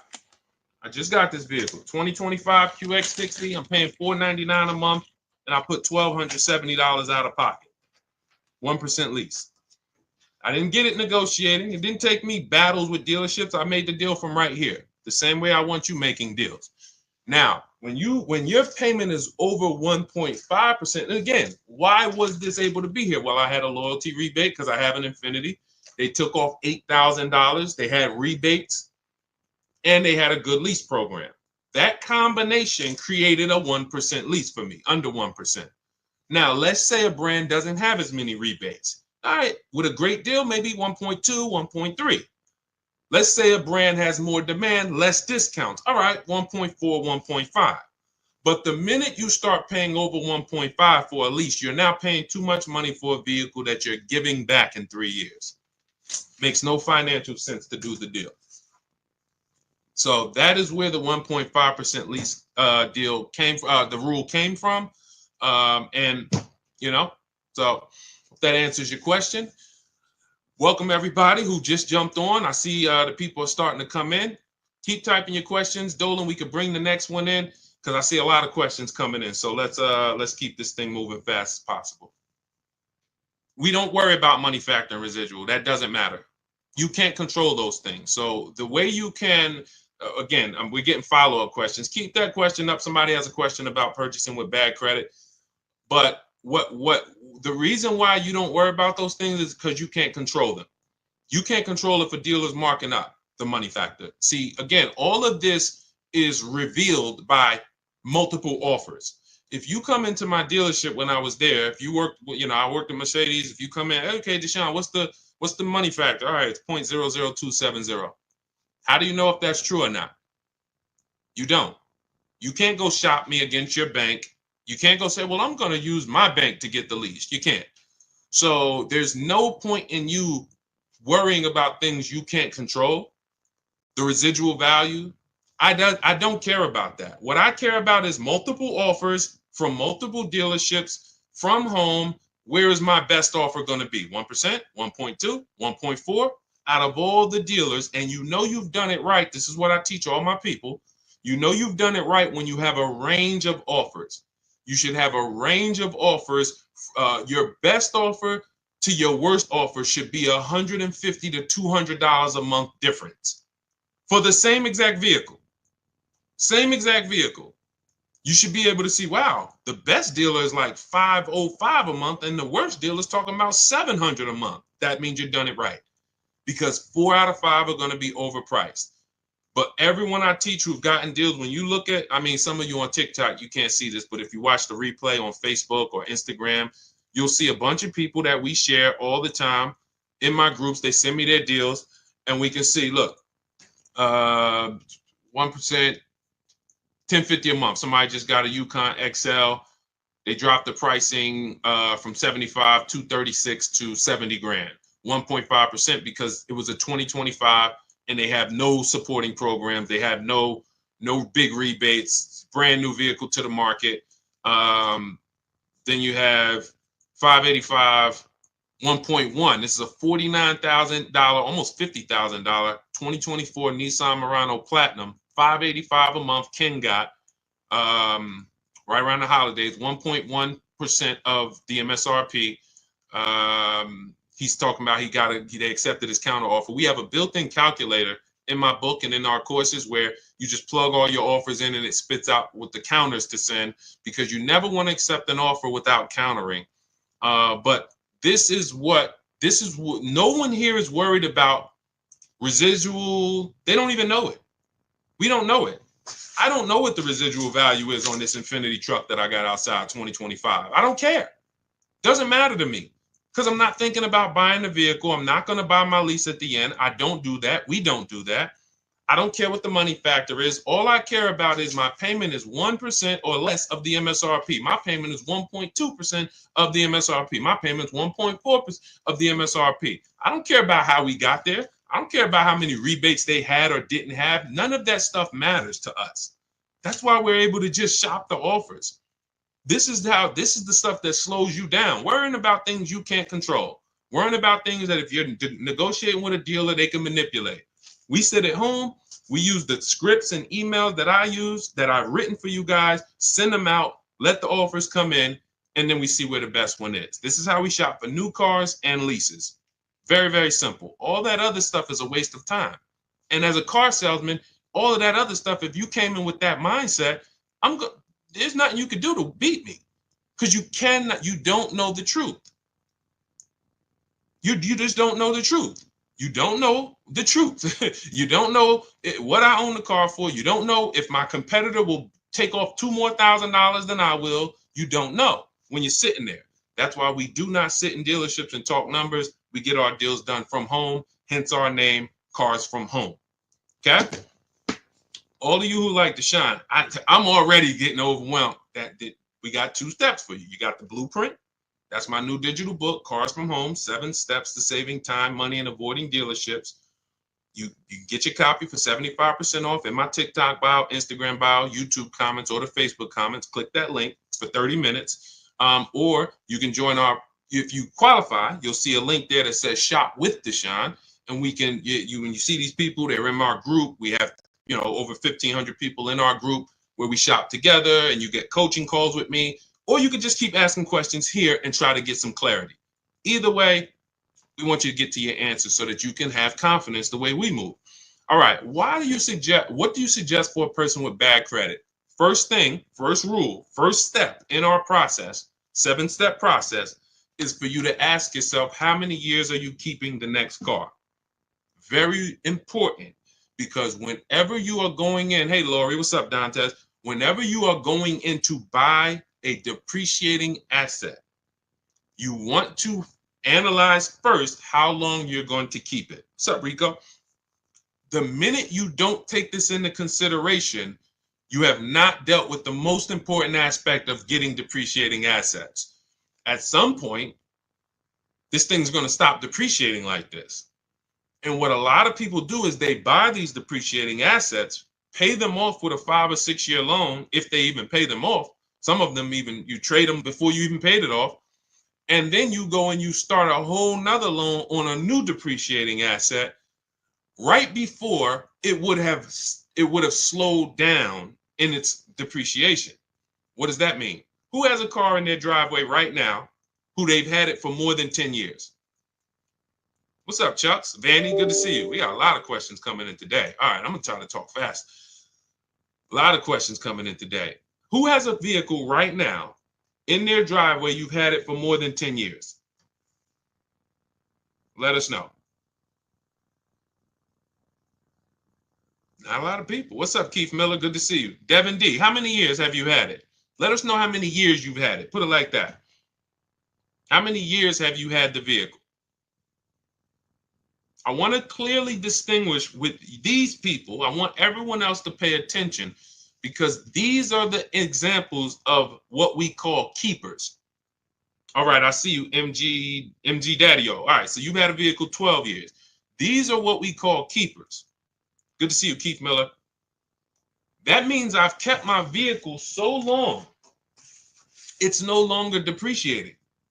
See, when you first get your vehicle, it's depreciating like this. Like this. It's literally a slope of losing value. You look at what your vehicle will be worth a year from now. It'll be worth $3,000 less. 2 years from now, it'll be worth $8,000 less. Like you're in a big depreciation cycle. But when you get to where Devin is and where MFG Daddy is, and these people who've had their cars for 12 years, 11 years, their vehicle is going to be worth next year about what it's worth today. They've reached what we call the reward stage. What's up, Josh? Starry Skies, good to see you. A lot of people checking in on TikTok. When you this is the purpose for the purchase. Because purchasing is expensive. You buy the whole car, you have to pay for it. You're on your own with the warranty. Once it expires, there are expenses. So what's the good part then? At some point, I'm going to get to a point where I own this vehicle, it's paid off, I have no payments, and it's not depreciating as much, where I can hold on to it, keep it, pass it down to my family, not go get another vehicle and start the process all over again. That's the difference. So the first thing you want to ask yourself if you have bad credit is, how many years am I going to keep the car? That's step one in my book, step one in our process. How many years am I going to keep this car? If it's more than 8, then I need to be purchasing, whether it's a new or used car. I need a below market purchase. Can't pay what everyone else is paying for their purchases. Below market purchase. But if I'm not going to keep the car for 8 years, then I need a below market lease. Because when you add up all the lease payments on a great deal, it's no comparison to a purchase. What I'm paying for this Infiniti truck, it's a $54,000 truck. I'm paying $499 a month. After 36 months with this lease, $499 times 36, I would have paid $17,000 plus I gave them the money for the I gave them about another $700. I would have paid $18,600 for a $54,000 truck. Y'all get that? Type $signs if y'all understand the math. If y'all understand the value. $54,000 truck, I'm only paying $18,000 over 3 years. That means if I bought it, that's all the depreciation I'm going to pay for. $18,000 total out my pocket, out of my family's bank account to drive a $54,000 truck. Doesn't include taxes and everything. Some of you who are going to buy these trucks, you're buying taxes and everything. That'll put you around 58, 18,000. So when we say leasing, some of you have heard me say, you can't get a good deal if you purchase, but you should have leased. It's over. Deshone, how many years are you? I'm only keeping this car 5 years, but I purchased it. Could I have gotten a good deal unless they gave it to you for half off? No. No. There's no way a below market lease is too many times better than a purchase for you to get a good deal on a purchase and win. So with bad credit, that's your question you're asking yourself first. Now, if you don't, you can't qualify for a lease. No problem. Now we're going to set ourselves up to get a lease, though. And in order to set myself up to get a lease, I'm going to get me an inexpensive car, smallest car I could get a loan on, drive that for 18 months, 2 years, establish a payment history, get my credit up to 680, 690, and then in 18 months, 2 years, I'm flipping into a lease. That's in my book. That is in our, when we have two processes. Everything I'm teaching you is, we have two different ways we teach people. Everything I'm teaching you is inside these processes. One is the do-it-yourself. Those of you who are like, Deshone, you give me the step-by-steps, I'll knock it out. That's my digital book, Cars from Home, 7 Steps to Saving Time, Money, and Avoiding Dealerships. Those of you who are like, we have a done with you, where you're like, Deshone, I'm more of a done with you person. I would like to ask you questions. I like to be able to, instead of reading, I like to watch a couple short videos to guide me to the process. See if you qualify for done with you. That's in our TikTok bio, Instagram bio, Facebook comments, and the YouTube comments. Either way, whether you're do it yourself or done with you, we want to make sure you have what you need. But that's the process. If I have bad credit right now and I'm like, I know I should be leasing, but I can't qualify for a lease, I'm going to get the least expensive car. I'm going to build my credit over 18 months and 2 years, and then I'm going to flip into a brand new lease. And that's my power play. I'll sacrifice for 2 years and then pull off in a brand new car versus what most people are going to do. Thank you, Devin D. Shout out to the people running the likes up on TikTok. Versus what most people are going to do, which is I don't qualify for a lease. Let me go and just buy a car, pay 20% interest, have a high payment, no warranty, low quality vehicle. And in 2 years, I'm not going to be any closer to leasing. In fact, I'm going to buy a car that's so expensive and going to have such high interest. When something goes wrong, I'm liable to miss a payment, be late on a payment, set myself back from even being able to lease in 2 years. That's why we operate with plans. Okay, let's go. A lot of questions coming in. Keep typing your questions. Equity Now, welcome. Good to see you, Taylor Gill. Good to see everybody checking in. Type your question. Instagram, y'all quiet. Except for my man MFG Daddy-O and Chief B, I don't see many people on Instagram talking. K&D Mad Love, Sharon Weens, I see you. Let's go. Facebook is quiet too, but that's okay. That's all right. Let's go. Can you purchase a vehicle from Carvana with low credit scores? Sure. You can purchase a vehicle from anywhere with low credit scores. It's not about that. Do you want a great deal or not? So if you say, all right, let me walk into Carvana, let me buy a car on Carvana. I got bad credit. Sure, you get a car. You can walk into any highway dealer and say, hey, I have bad credit. Can I get a car? They're going to do everything besides move heaven and earth to try to get you in a car. Is it a good deal? See, and what's unfortunately, this is one of the only bad credit is one of the only groups that you guys actually go and tell people you refer people to dealerships that financially abused you because you got a loan, because you got approved. Hey, go see Joe. Man, Joe got me in a car. All right, can I see the paperwork though? I'm glad you got the car. Don't get me wrong. You were in a tight situation, but can I look at it? Okay, wow. Okay. You got a 2019, okay, has 80,000 miles on it. Okay, you paid $29,000 for this vehicle. Okay, and you're paying, what's your interest rate? 22%? And what? And how long is the loan? Oh, 84 months. And you're telling people go see Joe? Joe's taking vacations on you. So anyone can put you in a car. But with bad credit, what you should be looking at is this. See, we bid everything out. How do we guarantee that we pay less? How do we have what we call here Cars from Home price assurance? Which means when I walk out the dealership with my car, with my paperwork, I have the assurance of knowing that there's no way I could have paid less anywhere else. No one in my region, within 100, 200 miles of me, could have made me a better deal because I shopped that whole market. Competitive offers. That's how you get price assurance. It's the same way you do with Amazon. Same way, you could buy something from, why can we buy something from Amazon and have total price assurance? Competitive. It's okay, I'm gonna scroll this, I'm gonna look at reviews. Okay, this is a similar product. Oh, this is the same product. Okay, competitive. So this is how we shop for everything except cars. So all we're doing here at Cars from Home is teaching you how to shop for cars the way you shop for everything else. So when we're looking and saying, all right, we have bad credit, we're bidding out three things, three parts of our transaction. Who we get our car from, you need to win a bid. That means if I'm looking for a blue or black Honda Accord, that means out of all the black and blue Honda Accord, you need to be the lowest one, best value. That is very different than my loan. My loan, I need to pay more because I'm a higher risk. The loan, I need to pay 20%, 18%, 22% because I'm a higher risk. Has nothing to do with the price of the car that I'm getting. That's the second thing we bid out, our loan. Now, when you, thank you, Devin D, appreciate you. Thank you, Simone, good to see you.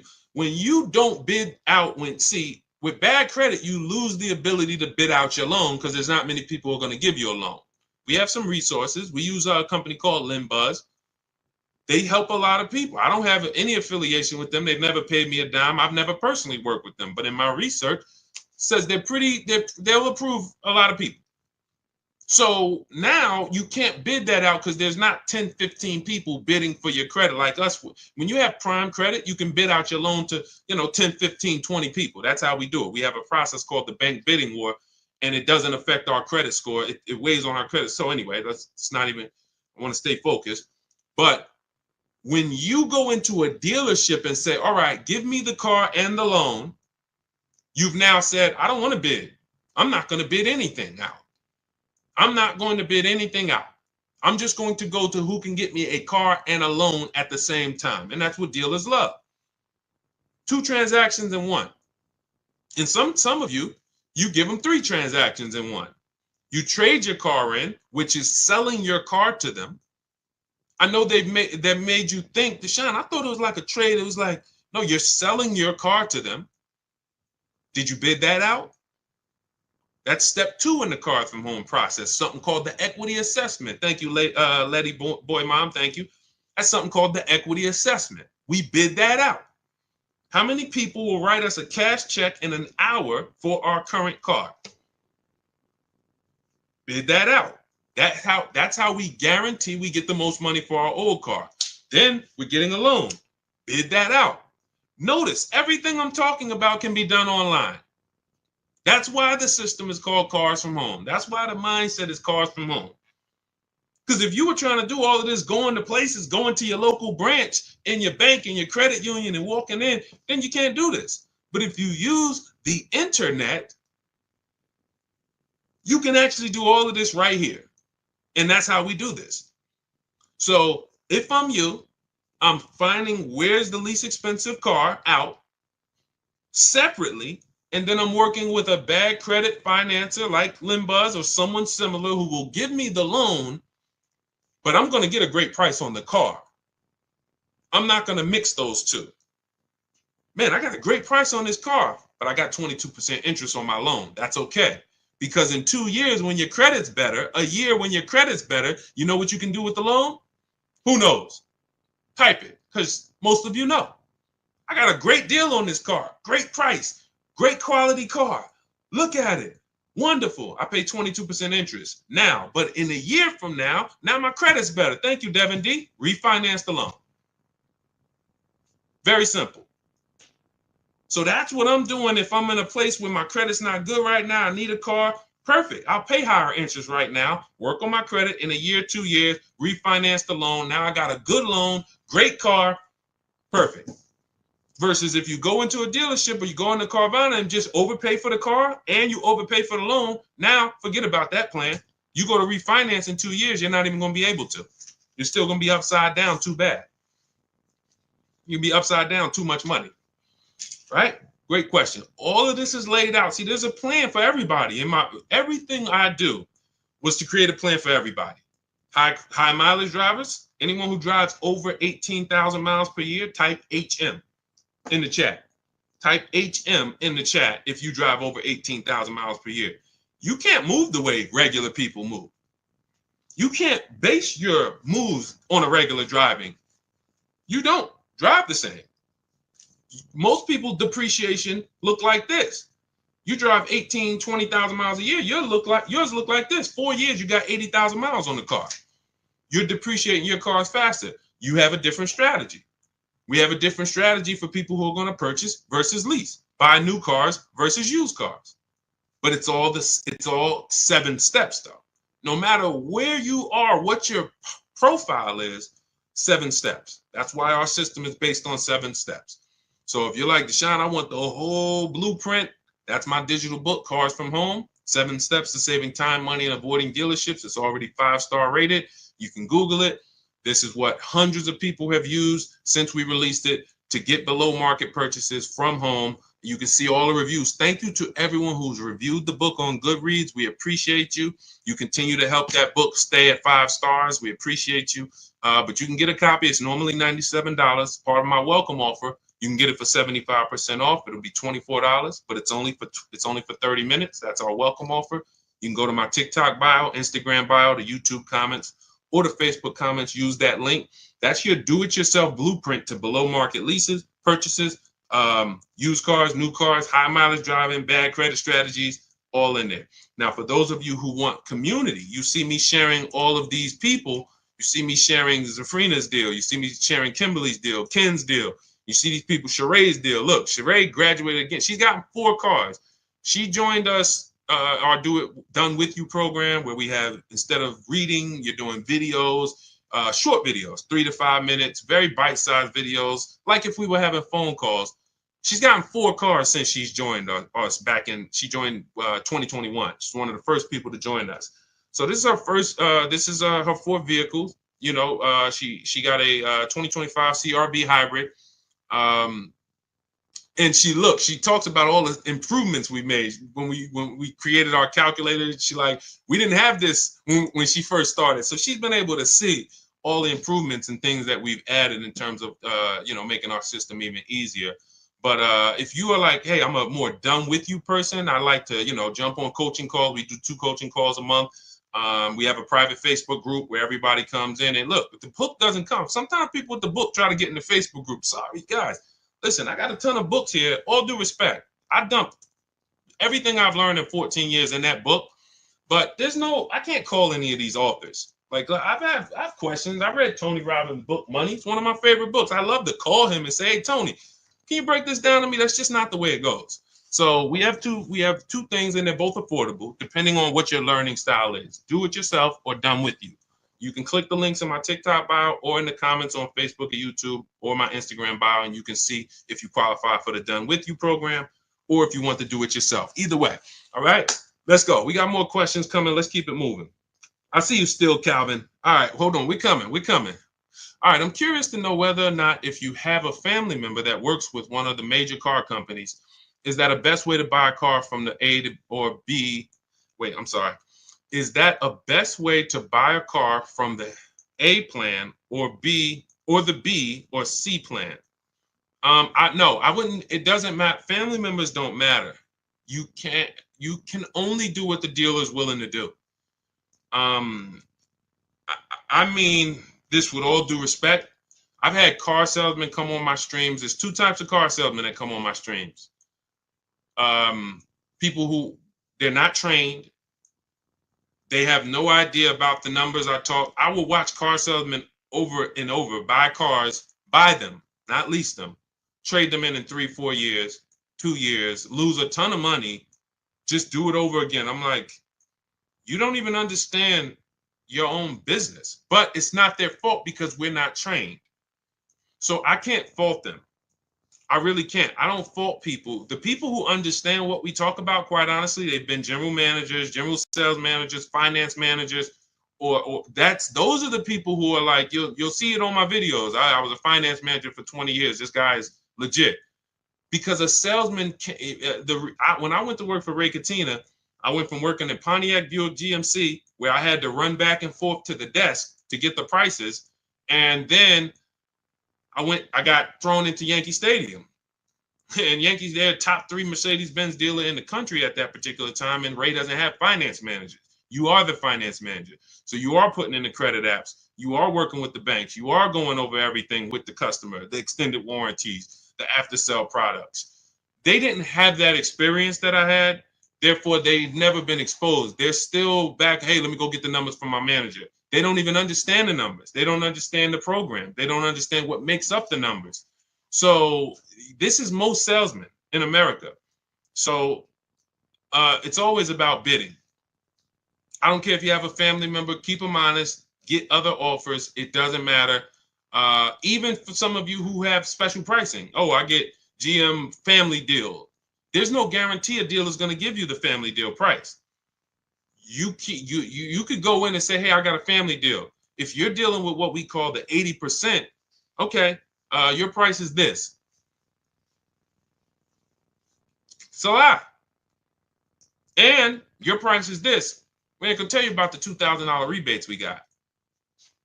Your price is this. We're not gonna tell you that in the lease though, because you're leasing. We're marking up this interest rate. You can't see that. So the only way to reveal what the truth is to sit at home and make these people bid and submit offers to you so you can look at them while you're in control. You're in control. Nobody's pressuring you, sitting in your living room, sitting in your house, and you're reviewing offers in your emails. And now you're seeing, oh, wow, this person was lying to me. And sometimes they're not lying when they say that's our best offer. That's just that dealer's best offer. They're not going to go any lower than that. A lot of dealers, we call them the 80%. I'm not going to go lower than a certain amount.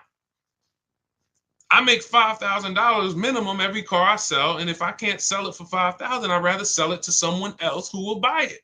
We got people walking in paying this. So why would I do the deal with you when I could just let another person come in who doesn't know how to shop and I'll just charge them that money?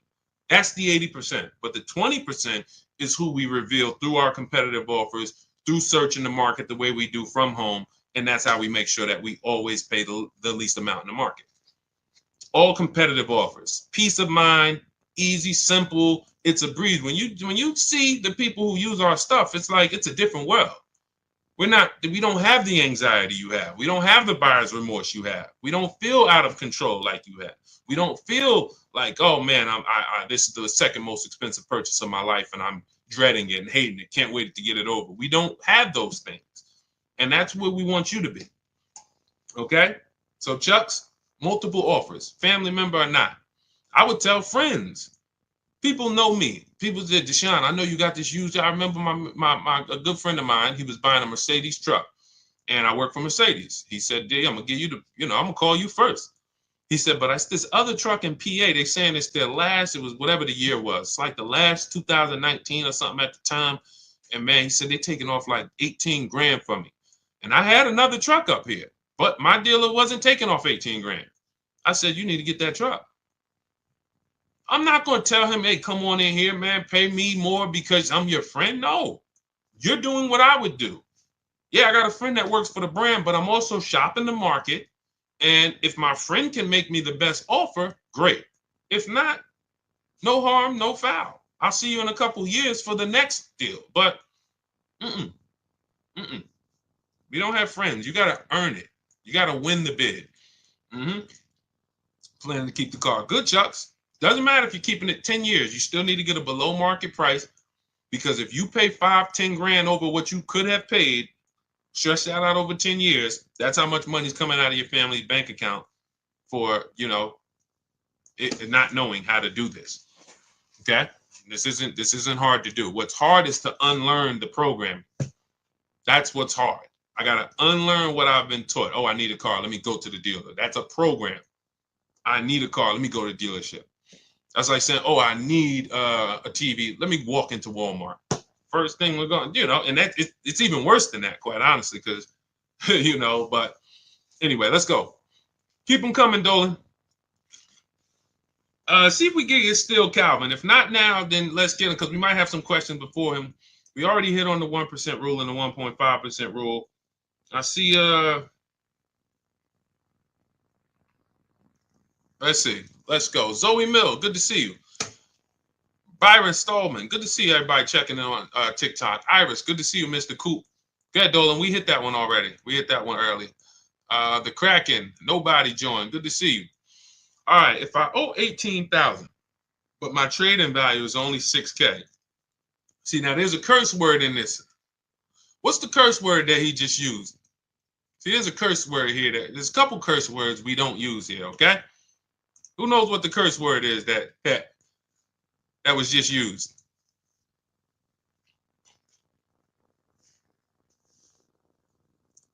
Nope, not but. It's the T word. Trade. Trade. We don't trade. Now, if you have now let me explain why we don't trade. Okay? You don't get what anything is worth trading. If I haven't, let's just say I have a this phone. Am I going to get more money trading this or actually putting it on the open market and getting offers for it? Open market or trade? O or P? I go trade this phone. Do I get more money on the open market or on trade? I see you, Big Step. Yep, Dimitri, I see you. Yep. Okay. It's no different. It's no different. I see you, Alonzo Wiggins. Good to see everybody. I love the engagement. I love that people, y'all up on the keyboard, you're engaged. We got probably another 10 minutes. Told you, we like to do an hour hitting hard, a lot of financial literacy, tapping for an hour, and then we move on. That's everything. Hold on. My alarm just went off on here. Thank you. Thanks, Dimitri. All right, I want to make sure I didn't get kicked. All right, so perfect. So that's why we don't trade. It's the same premise. You have buyers who want to pay money for your car. Carvana, driveway. Kelly, this is step 2 in our process. First thing we do is answer the first question. Most important question is what we call it. How many years are you going to keep the car? If it's more than 8, we're purchasing. We're shopping for a below market purchase. If it's less than 8, we're shopping for a below market lease. Then we move to step 2 in the process, which is what we call the equity assessment. This is where we look at the car that we have that we are replacing, and we determine our equity position in the vehicle. How do we do that? We call our bank if there's a loan on it. We get our payoff. That's what you do. All of you who are like, Deshone, I'm going to be shopping soon, or I'm shopping now. I thought I was going to wait to tell a deal about this later. No, we don't do this later. Because when you do this later, you're setting yourself up to trade. You're setting yourself up to get lowball offers on your trade and lose probably $2,000, $3,000 from what you could have gotten. We handle the equity assessment early, step 2. So we call our bank, get your payoff, find out what it's worth. Then we're going to go to these 6 buyers, 6 cash buyers, 6. Carvana, Kelly's Blue Book instant cash offer. Not kellysbluebook.com. Instant cash offer. AutoNation, they're going to give you an offer. Car Gurus, they're going to patch you in with a dealer to get an offer. CarMax and Driveway. 6 offers. 6. You know now what the true market value is when you actually let 6 people who buy cars every day, who compete against each other, make you a cash offer. Comes right to your email. Okay, boom. I see the highest offers from Driveway. Now we look at what is our equity position. Do we have equity? Is the offer more than we owe? Perfect. If the offer is not more than we owe, now we have negative equity on a purchase, not a lease. There's a different equity assessment for a lease. God, there's so much we could go into. These are for different people, though. See, that's the thing. That's why the system's not overwhelming, because some of you are like, Deshone, I got a lease. I didn't even know I could do an equity assessment and see if I can make some money on it. Yes, you can. But it's a different equity assessment process. So now you look and say, all right, it looks like based on what you're saying and your trading value is only 6, it looks like you're going to have some negative equity no matter what. But you need to get the offers to find out what the true value is, because maybe you're being lowballed. Maybe you're being lowballed and they're saying, oh, your car's only worth 6. So if you owe 18, how can I get into something else without 10 grand down? So what I would be doing is I would be rolling that negative equity over and shopping for a lease to bury the negative equity. First question you want to ask, how many years you're going to keep the car?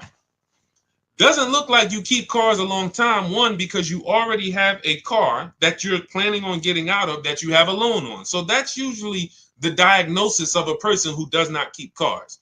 It's not like you're saying, Deshone, I have a car, it's paid off, I want to get out of it. You're saying, Deshone, I have a car, has a loan on it, I still owe a ton of money and I want to get out of it. That's typically a prescription for the people who should be leasing. If every single transaction you do, you always have negative equity, that's a prescription for a person who should be leasing. If I was, that's financial cancer, okay? Because every single time you buy and replace these cars, not only are you not driving the vehicles you could be driving for the money you're paying, if I looked at what your payment is and showed you some of the people throughout that listen to us, 585, $50,000 vehicle she's driving. My dad just got a Hyundai Palisade, new Palisade, $49,000 truck. He's paying $499 and he $475. He put $3,000 down, but with no money down, he was at like $575. Beautiful deal. Beautiful deal. $575, $50,000 vehicle, no money down. So when we look and say, all right, wait, I'm paying $5, but I'm driving this. Now we start to see. So not only are you not driving what you could be driving, you're also overpaying for it, and now you're underwater. So the prescription is, I will be telling you, you're losing a ton of money. Here's your prescription. Learn to lease. Get a below market lease. That'll solve these problems. Get a below market lease. Stop buying these cars. That would be your prescription as a financial doctor. So now what you should be doing is moving that to a below market lease that you can, and preferably you can find one of these electric vehicles that you can lease for, shop the offers and get, some people are, my goodness. There's one deal I haven't even brought it in yet, but I gotta find it. It's in our group. This guy got so much money off this car. It's like over 50 grand. His payment was in the threes. In the threes. I couldn't believe it. But you had all the money the dealer took off that won the bid. This is what he didn't just walk in. He stayed at home, got his bids, and the dealer that won the bid took off all this money plus the rebates. And it was like, whoa, $3-something a month for a $50-something thousand car? This is crazy. So that would be a perfect time to roll that negative equity over, throw it on top. Now your payment's going to be probably 5, 6, whatever, but you're driving something that is worth that money versus what you're driving now. So these electric, some of you who are buried in these vehicles you're in, you do this equity assessment, you're going to find out. West 156, welcome. I see you. Welcome to the community. New follow. I see you. And shout out to the people who liking. I'm not missing y'all. I'm going to take some time at the end and shout out to people who've been liking the broadcast. I see y'all. I see you, Anthony Padilla. I see you, Kyle Woods, Melissa. I see you. Anyway, so that's what I would be doing. I would literally be shopping for an electric vehicle, to moving my negative equity over to that, getting a big discount, low price. Once I find my best offer, I'm moving that negative equity over, and then I'm gonna drive that for 3 years, and that's gonna be it. And God forbid the vehicle gets totaled, you're okay. It's over. God forbid. So that's the risk. That, oh wow, I'm driving this car. God forbid I have an accident. If it's totaled, I'm out of it. Because leases, when we shop for leases, we always have gap insurance. Most leases include gap insurance, but we have a template that when we get our offers, we always tell them include gap insurance. So anyway, that's the plan that I will be rolling out. That's a great plan for all of you who are buried 10, 15, 20 grand in your vehicles. That's a great plan. Woo! Okay, now everything that I'm teaching is out of my digital book. There's nothing we've talked about in this broadcast that is not in Cars from Home, 7 Steps to Saving Time, Money, and Avoiding Dealerships. So you can get the entire blueprint. That's below market leases, purchases, negative equity, bad credits in there, high mileage driving strategies in there. 7 steps. No matter who you are, the plan is 7 steps. So you can get a copy. It's normally $97. It's 5-star rated. You can Google it. You can see on Goodreads. Thank you to everyone who's reviewed the book, rated it. But you can get a copy for 75% off as part of our welcome offer. That is, it's only for 30 minutes. You'll get it for $24 if you get to my TikTok bio, Instagram bio, the YouTube comments, or the Facebook comments. Click that link. That'll activate your 75% off. That is the ultimate do-it-yourself blueprint. Everything's in there, 7 steps. Now, for those of you who want to be a part of the community, you have a different learning style. You prefer, Deshone, instead of reading, break this down into short videos, 3 to 5 minute videos with action steps. That's our done with you. And you have our, this includes our private Facebook group where you can ask questions, not just from me, but to 1,600 people that came before you in the last 3 years. Who, you see Sheree earlier has gotten 4 cars using this system, 2 used cars, 2 leases. So we have a community of people who have learned and mastered the Cars from Home system, and you will too. And then we do coaching calls twice a month. So if you have questions, you could jump on with me personally. So those of you who want to see if you qualify for that, click those same links in my TikTok bio, Instagram bio, Facebook comments, or YouTube comments, but you're going to click shop with you, see if you qualify for that. Okay, but either way, get in where you fit in. All right. Ooh, we got a lot more left over. Man, I see we never could get to all the questions. I see we're right around the hour mark. You know what? Let's wrap there.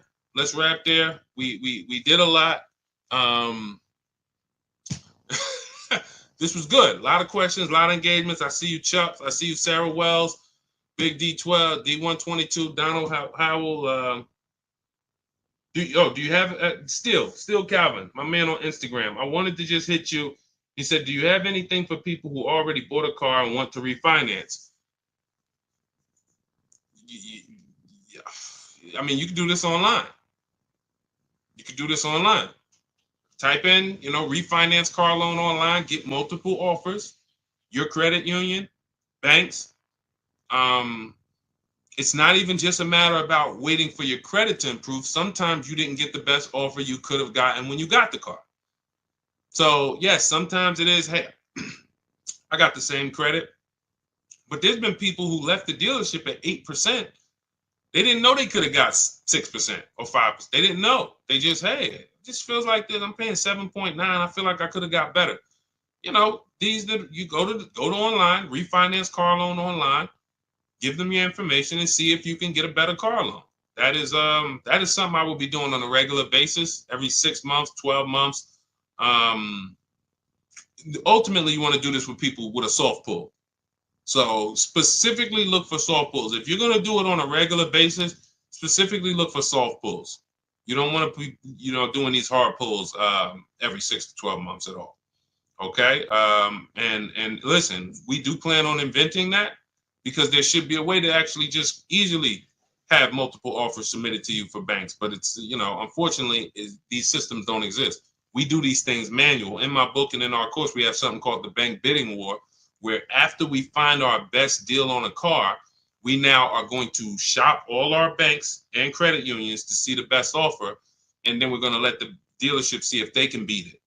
So as long as you let multiple people access your credit in a small period, a small window, 14 to 45 days is what they say. If you type in rate shopping, car loan rate shopping, you'll see that Experian wrote a blog post about this, the rate shopping window, where they allow you to have multiple people run your credit with a hard pull. And at the end of that period, it will have the same weight on your score as one hard pull. So if one hard pull would have dropped your score 10 points, 20 hard pulls will drop it the same 10 points if you're shopping correctly. That doesn't mean we're going into dealers letting, hey, run my credit, then go to another dealer, run my credit. This is you manually letting banks see and make you an offer. That is the due diligent. That's the diligent thing to do. But yeah, that's, just shop and see. In your case, shop and see, soft pull, refinance quotes, and see what you come up with. Okay. Thank you, Chucks. Appreciate you. Thanks to everybody who tapped in. Hollywood Smiley, Liam. All great questions today. We will be back. For everybody who got the book, enjoy it, use it.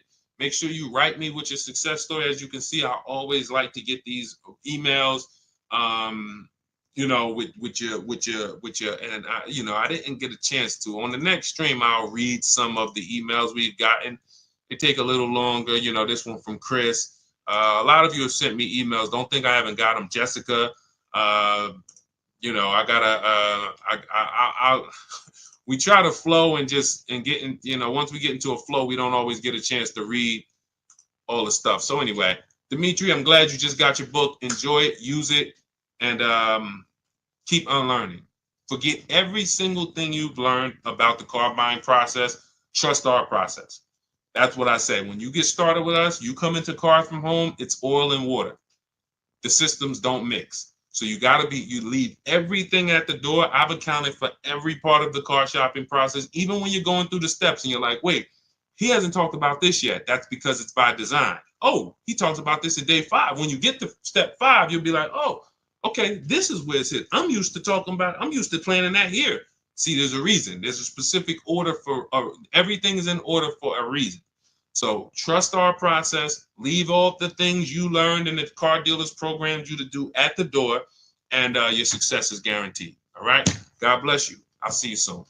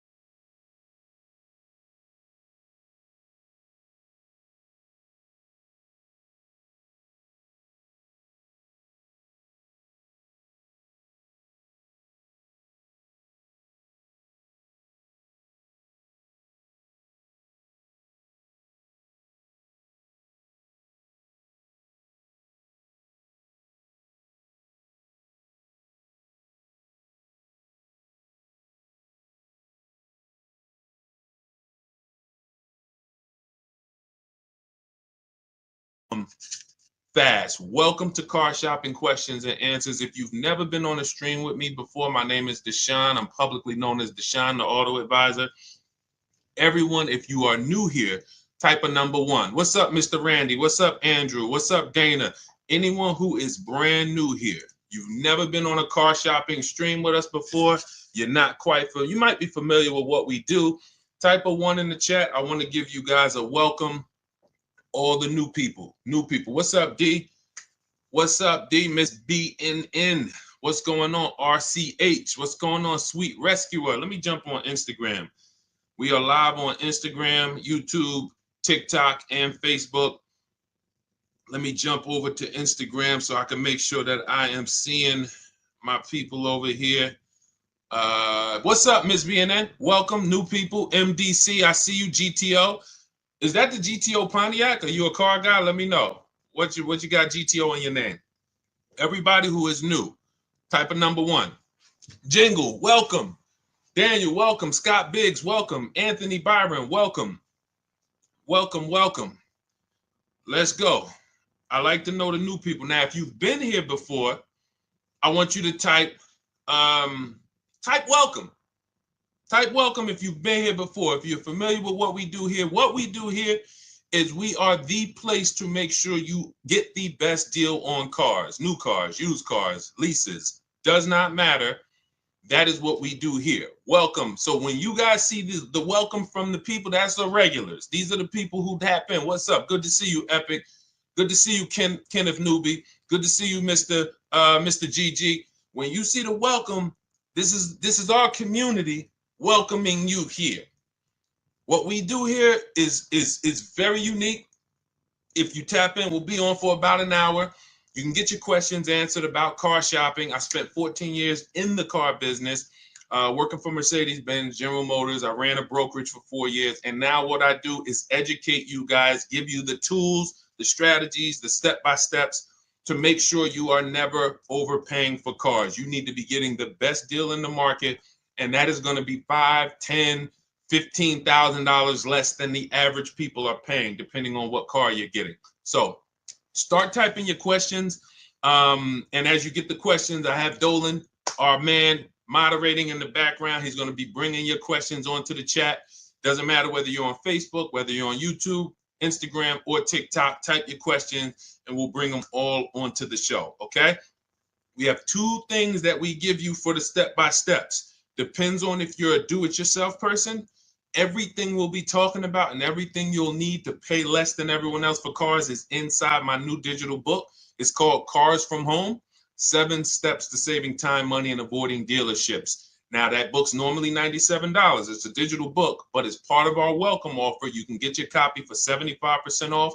It'll be $24, but it's only for 30 minutes. That's our welcome offer. You go to our TikTok bio, our Instagram bio, the YouTube comments, or the Facebook comments, click that link. That's for you do-it-yourself people. You say, Deshone, give me the plan, give me everything, and I'm going to follow it to the T. Go grab your copy and come on back. For those of you who are more of a do-it-with-you, Deshone, I want to work with you together, then you can click the link, those same links, and you can click done with you, see if you qualify for us to shop together. And then, you'll I don't care how you get it.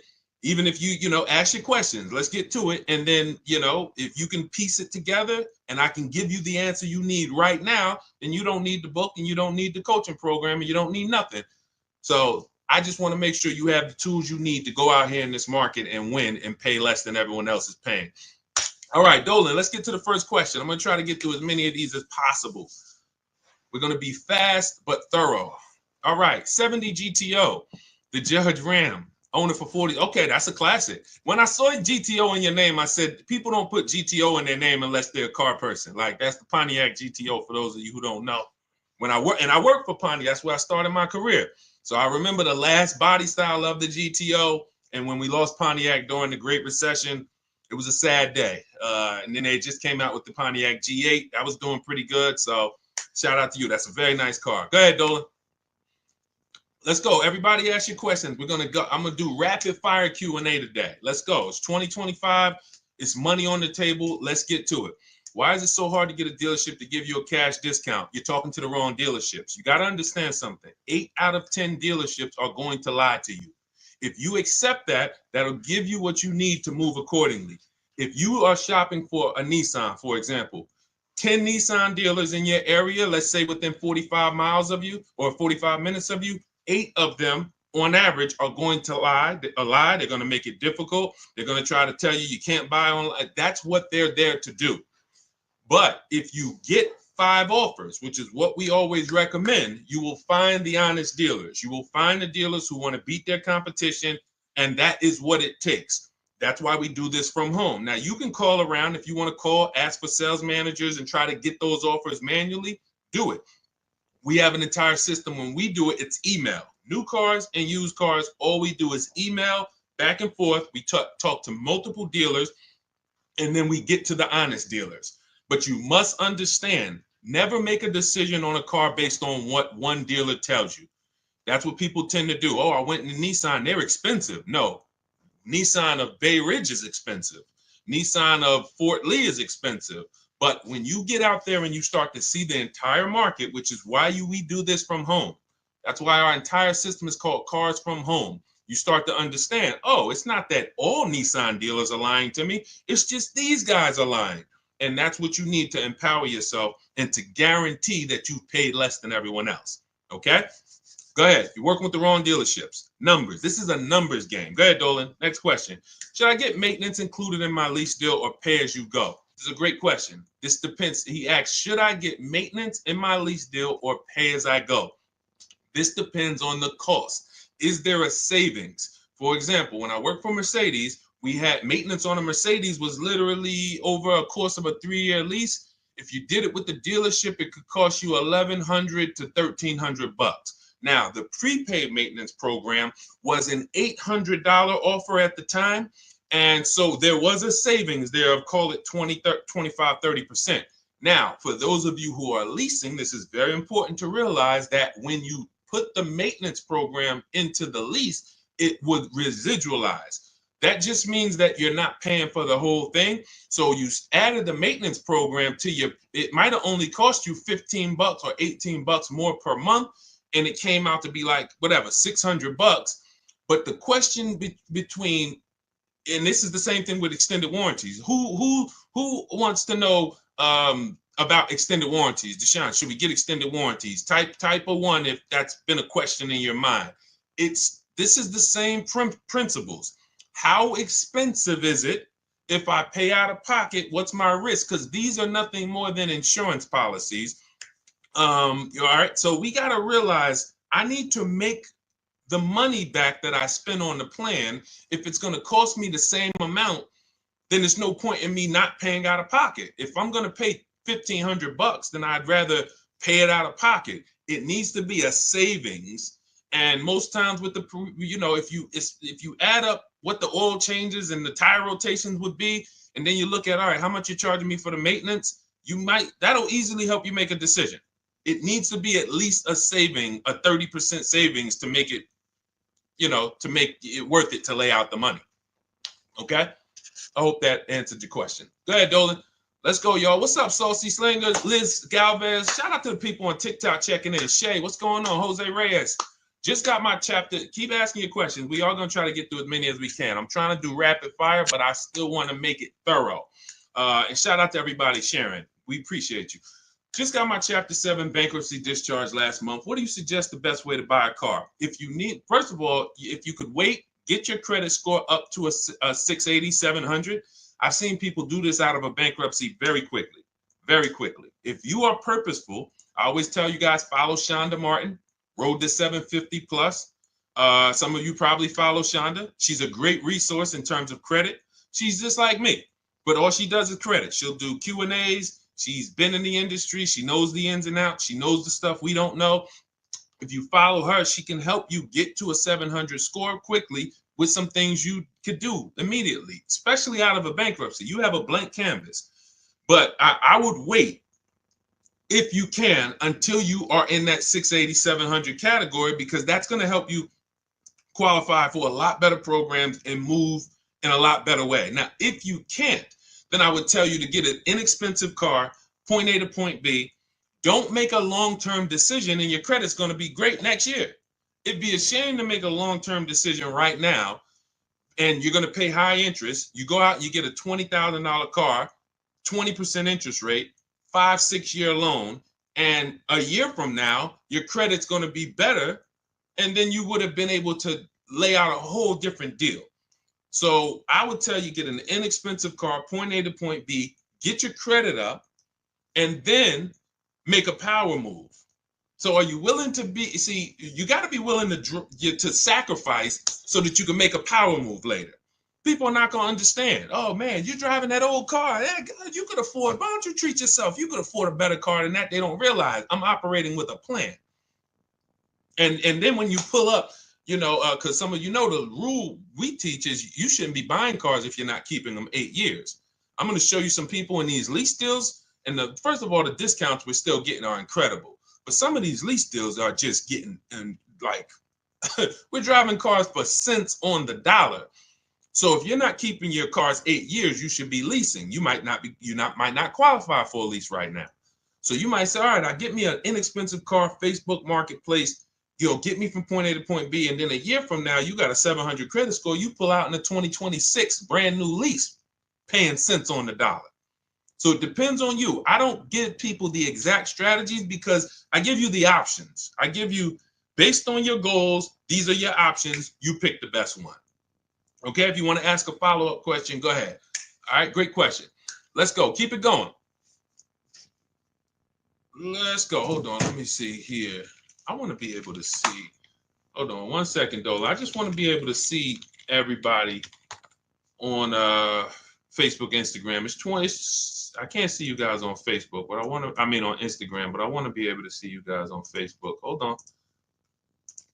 My truck got repo. How can I get it off my credit? That's a question for Shonda. I don't do credit, y'all. I'm gonna tell you why. Credit is its own expertise. See, if people didn't do cars, a lot of you wouldn't be in trouble. A lot of you wouldn't have bad information about leasing. But because people start thinking, well, I teach people about investing in stocks and mutual funds, you know what, I think I can teach people about cars, and they're leading you astray. They're giving you horrible advice because they don't actually understand the multiple ways to acquire a car. That's why I stay in my lane. I wish they would stay in their lane. Shonda teaches credit. Road to 750 plus. That's a question. Getting something off your credit, that's a question for a credit specialist. Okay? Go follow Shonda and go and implement what she teaches. It's Shonda Martin, DJ King. Shonda Martin. She's all over. She's on every platform. And you can type in Road to 750 plus. I'm sure there's some people on here that could co-sign how great Shonda is as a resource. Okay, go ahead, Dolan. Shoot the next one up. Okay, what is your opinion is the best large SUV in 2018 and up range to buy? There's a lot of them. We're not giving ourselves enough time to shop and consider what we want. If I was looking for a pre-owned car, I'm going to look at a car, find something on the road that I like. I'm going to look at competitors, and then I'm going to just do our, our system is a 7-step shopping system, 7 steps. First step is the most important question. How many years are you keeping the car? That's going to help you determine should I buy or lease it. Second step is equity assessment. So we don't trade cars here. That's a curse word. We sell our cars on the market to cash buyers, big companies, Driveway, Vroom out of business, Carvana, a local dealer. We have 6, anybody wants to know how do we do this equity assessment to not trade our cars? You could ask that question, but that's step 2. Step 3 is where we structure our deal and we budget based on a deal. How much would a good lease deal be on this car? How much can I actually spend on this next vehicle, including my taxes and fees, so I don't get surprised when I budgeted $500 a month or when I budgeted $30,000, but I forgot, the taxes and the fees and all of that. So we do this. We have a very simple calculator in my book and in our course where we give you this stuff. These are tools we created.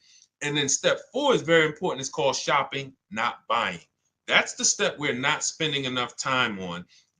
Looking at the market. There's 40 some odd manufacturers out here. They're making better technology, or they're trying to make better cars, better technology, nicer looking vehicles.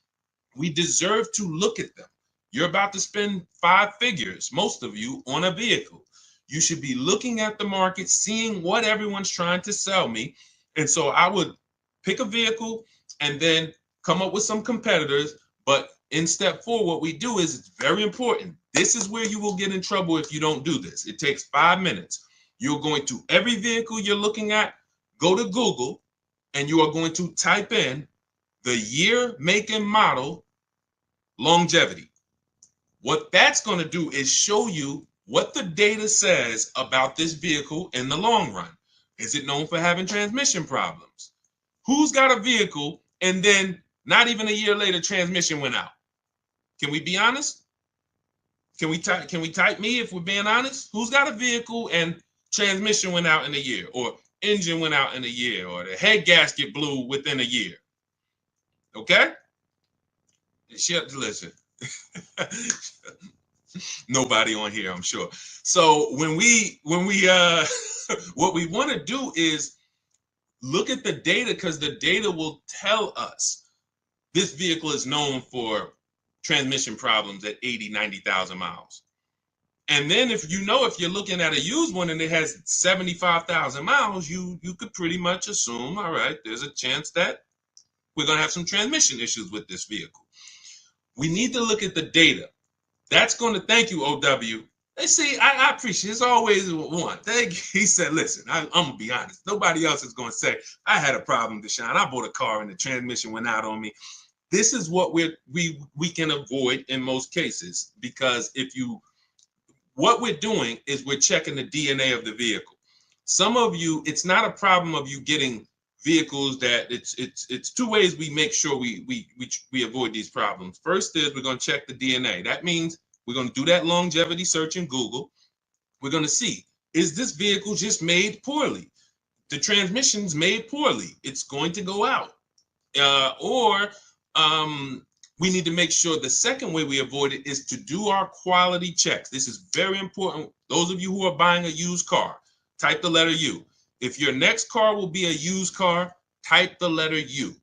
This is very important what I'm about to tell you. And some of you may have a notepad and you're remembering this. Thank you, Keith Miller. Thank you for sharing. Appreciate you. DJ King. Okay. This is very important.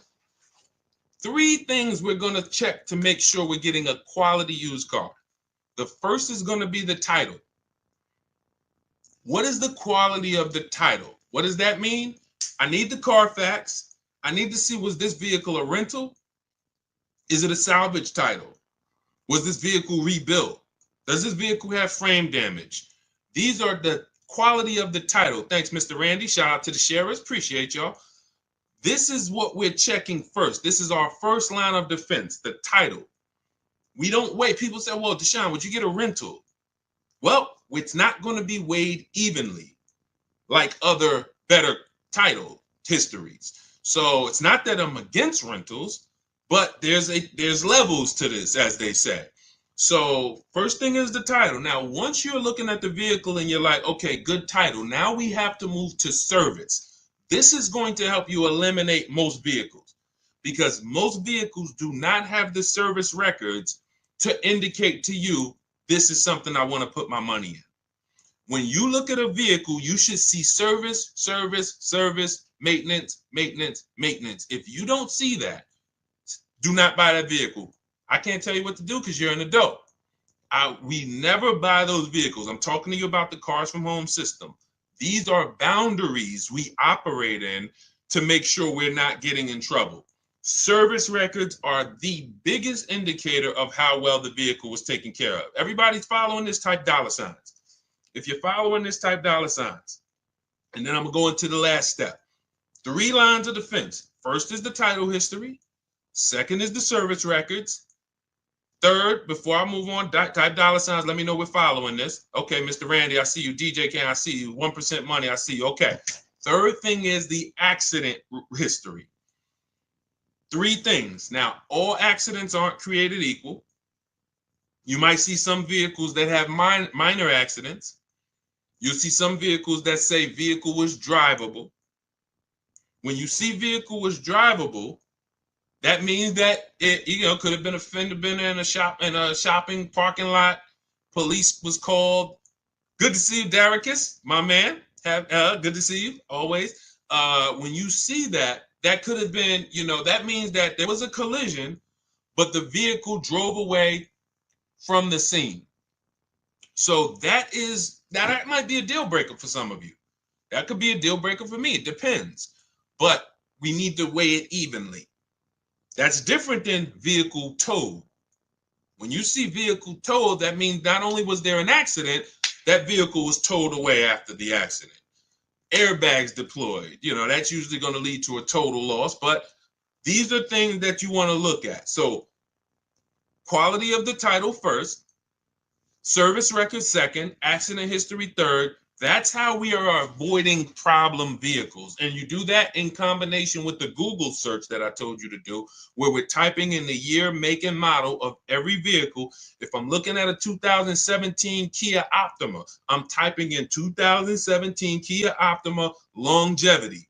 And here's the second search, 2017 Kia Optima reliability. Because reliability is going to tell us what the data says the first 3 years. What are owners saying about the vehicle the first 3 years? And you just skim those pages, skim those articles, look for any red flags, look for any, hey, this vehicle is rated lower than average reliability. This vehicle is rated, to have electric problems. These are the things that help us avoid what I used to see all when I was at Mercedes. We had a Range Rover dealer we had a Range Rover dealer next door. And people was, getting these brand new Range Rovers, and every 90 days, 4 months, they were in the shop. Every 90 days. And if they just did these simple things, these things take 5-10 minutes to do, they would have known, okay, I'm not getting this Range Rover. The data does. But you know who they were asking? Their neighbors. Hey, how you like that Range Rover, Mark? Oh, man, I love it. You should go get one. That's what they're asking. We cannot ask our neighbors. We ask the data. All right, great question. Keith Miller, let's go. Go ahead to the next one, Dolan. JR4L, let's go. It's 2025. By the way, all of you who are like, Deshone, this is a lot of information so far. Listen, I'm not going to remember this. Everything that I'm teaching on this stream is out of my new digital book. It's called Cars from Home, 7 Steps to Saving Time, Money, and Avoiding Dealerships. You can Google it. It's 5-star rated. Thank you to everyone who's taken the time to rate it and send me your stories. That's the entire blueprint for how we get below market deals, leases, new cars, used cars, and we have a welcome offer. It's normally $97, but as part of our welcome offer, you can get your book for 75% off. That'll be $24. Head to my TikTok bio, our Instagram bio, the YouTube comments, or the Facebook comments, but it's only for 30 minutes. Once it's 30 minutes expires, it's the normal price, and it's worth every penny. That book will save you more. Listen, let me just show you, give you an idea of the deals. When you look at a person who say they're getting deals, look, this is Jen. Now, some of you remember Jen because I've talked about Jen before, but the difference is this is her second deal. So once you learn this system of how to shop from home and be empowered, it just gets easier and easier and easier. So this is Jen's second deal. Look, she said, I graduated again. This time she got a used vehicle, 2021 Kia Forte. Original MSRP was $24,485. She got it for $17 out the door. So she probably ended up paying like $15 for it because $17 was out the door with taxes and everything. She's grateful for this program. Helped me navigate another deal. Start to finish on this deal was 3 days. Thank you, Jen. This is the empowerment I want for you. The confidence. I don't care if you're a woman, you're a single mom, you're an introvert, you're a grandmother. If you can use a computer, you can do the Cars from Home system, and you can come out of this programming that they have everybody doing with oh, I need a car. Let me just go right into the dealership, into the den of lions, and try to negotiate a deal. That's just not. You're not going to get a below market deal that way, and you're not going to have an empowered process. What do I mean by that? A guarantee that you got the best deal in the market. So that's what Cars from Home will teach you. For those of you who are like Deshone, I'm more of a do it with you. The way we could do this together. That's our Cars from Home Done With You program. You can click the link in our bios and in the comments, see if you qualify for that. If you do, then I love to shop with you. We can do this together. We have, when you see people who are posting these pictures and everything, they're in our groups. And, we do coaching calls twice a month. But again, get in where you fit in. Let's keep the questions going. Go ahead, Dolan, shoot that next one up. All right, let me take a sip of water. Let's go. Chemo Thomas, good to see you. Jeremiah, shout out to people checking in on TikTok. We are live on Facebook, Instagram, YouTube, and TikTok. So, but I can see people on TikTok. I got to get away. Dolan, we got to figure this out. I need to be able to see the people on Facebook and Instagram. I want to be shouting them out too. We use another device on TikTok. That's why I can see everybody. Clinton Harmon. I can see Armando. I can see Chemo. I can see Bo. Don't think I wouldn't be shouting y'all out too. Now, if you ask a question, then of course Dolan will bring you up and you get your questions answered. What do you think about an aftermarket warranty at CarMax versus the manufacturer? So an aftermarket warranty. The person asked, what do we think about aftermarket warranties on CarMax versus the manufacturer? So CarMax, when you hear any dealer say we have a warranty, it is limited. Be it CarMax, AutoNation, what that is giving you is if you deal with us, we can support the warranty. As long as there is a dealership that we own or a location we own nearby, you're good. It's not like you have a Honda, your warranty is good anywhere in the USA. You could be in California, Oklahoma, Florida. Find the Honda dealer, you're covered because Honda USA is covering it. So we got to weigh those two things differently. If we're buying locally or we're buying from somewhere where we know there's some of these places, let's say CarMax says, okay, we'll give you the CarMax warranty for $1,500 and that'll cover such and such. First things first, here's the biggest thing. Write this down. Find out what's covered. That's the big thing. You know what the next big thing is? What's not covered.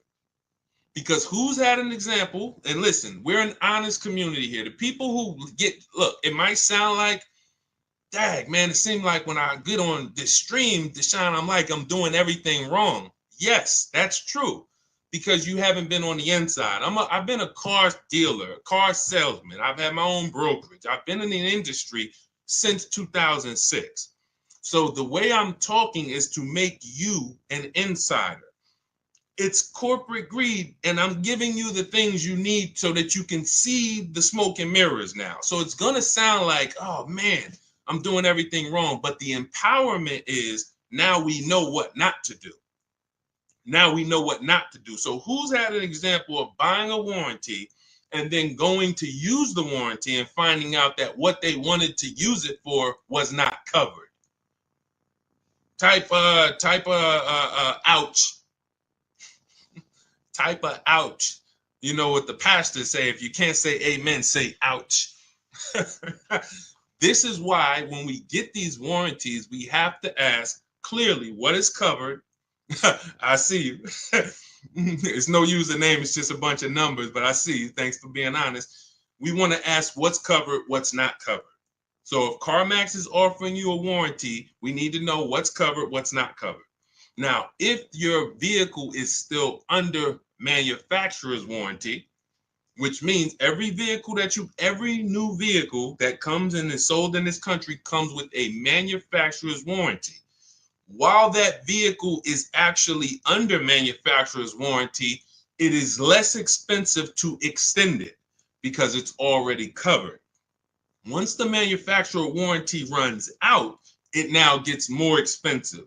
So if that vehicle still has a manufacturer's warranty, you could call a local dealership and find out how much would it cost to add the warranty. And then you could compare that to the CarMax price, and you can compare that to what's covered.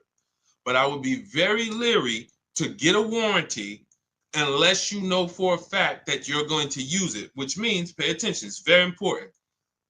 Vehicles that have a high likelihood of things going wrong or breaking, and then they're expensive to fix, these are the vehicles you really want warranties on. You don't, listen, Hondas, Toyotas historically have been inexpensive to fix, but even now they're getting more computerized. You want to make sure that the cost of the warranty is going to be something that you get money out of. I'm not going to pay $3,000 for a warranty when, let's say, if two things break on the car, it might only cost me $2,000. Now I done lost. You have to, when you get a warranty, it's like, I know that if one thing breaks on this car, that could cover the whole warranty. These are Mercedes. These are your BMWs. These are Cadillac. Vehicles that have the parts are expensive, the labor is expensive. These are vehicles that you really don't want to be without a warranty. You want to buy as much warranty as you can. Okay, I have a guide on how I teach you this in the book. This is in step 6 when we get to paperwork and protection, because it's a shame to get a great deal and then turn around and you didn't cover it the right way and then you're exposed. Okay, so, but that's how I would weigh it out. Go ahead, great question. Keep it going, Dolan. Shoot the next one up. We are live on Instagram, YouTube, TikTok, and Facebook. Type your questions. We'll get to as many as we can. Can a person still lease a new car after a bankruptcy, or will I be stuck with pre-owned? Listen, I would tell you what I like to see, and what most banks like to see is high sixes, 680, 670. I like to see people get at least there, because that gets you out of the manipulation zone, I call it. The manipulation zone is, oh, we got you approved, but you're not tier 1. You're tier 3, you're tier 6. And then, they can manipulate that payment. And we have ways to protect against that. That's why we always have multiple offers. So I'll give you an example. I got an Infiniti. I leased an Infiniti truck middle of November, my wife's birthday. So when I leased that, I got it for $1,200 out of pocket, $499 a month. It's a $54,000 vehicle. So now, when I went there, they used one of my scores, which was Equifax, and it was right under 7. And they still tried to play me. And they said, hey, we didn't get you approved tier 1. I said, okay, first of all, this is something we always do online. Sometimes I break my own rules and I pay the price. again, the rules that we create are no respect of persons. They don't care that it's Deshone. I would normally never leave my house until I make sure, hey, approval's good. Let's go. But this dealership was taking a shot at me. The finance manager was taking a shot at me. Now, what I know is tier 1 and 2 in that particular vehicle is the same approval. He didn't know. I don't go in and broadcast. Hey, I don't want people to know that I'm Deshone, the auto advisor. Like, that is like the last thing I want people to know when I'm getting a car. So I'm just like, okay, cool. But I have backup offers. And that's what you always have when you're in that manipulation zone. And even with high sixes, you can have a 690 score. Somebody wants to take a shot at you. They're going to take a shot at you. And how we protect that is always having backup offers. And we say, okay, well, if that's the case, then actually I'm gonna go with my second offer. Is there anything else you can do before I move on? And most times that's when they'll say, oh, okay, well, we talked to the bank, you're good, no problem. That's the way it works. And again, if I wasn't in the business, if I didn't sit in that seat, I wouldn't be able to coach you guys and give you the tools necessary.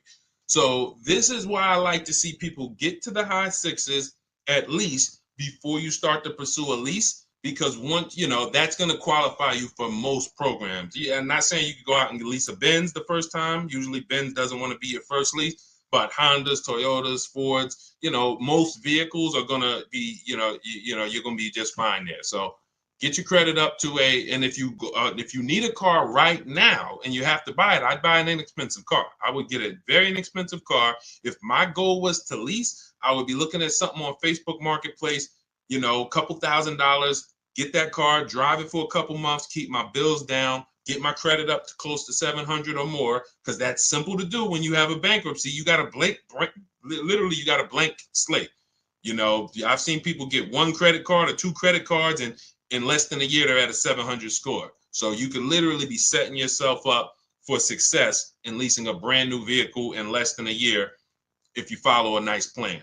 Okay. But if you want it all, then yay. Some people go out, hey, I don't care. Credit score is, 0. I just came out the bankruptcy. Let me go get this Dodge Charger. I want the Hemi. I want the Hellcat. And someone will put you in the car. So it's not that, oh, Deshone, you told me I couldn't get a car. No, I'd never tell you that. Someone will put you in a car. But when you come and you talk to us about that deal and you show us your paperwork, we're going to look at you and say, hey, this was a horrible mistake, horrible, that you can't get out of now. So that's why we like to prepare, come up with a plan, and then execute that plan. Okay, there are strategies. I have a whole bad credit strategy in my book. I have a bad credit plan B. So for those of you who are like, Deshone, is there something in there for bad credit? Not only that, high mileage drivers, you guys need special strategies. You're driving over 18,000 miles. That's all in the book, Cars from Home. It's a digital book, so it'll be in your inbox by the time you jump off this stream. It'll be in your inbox. You'll have the blueprint for everything we talk about on here.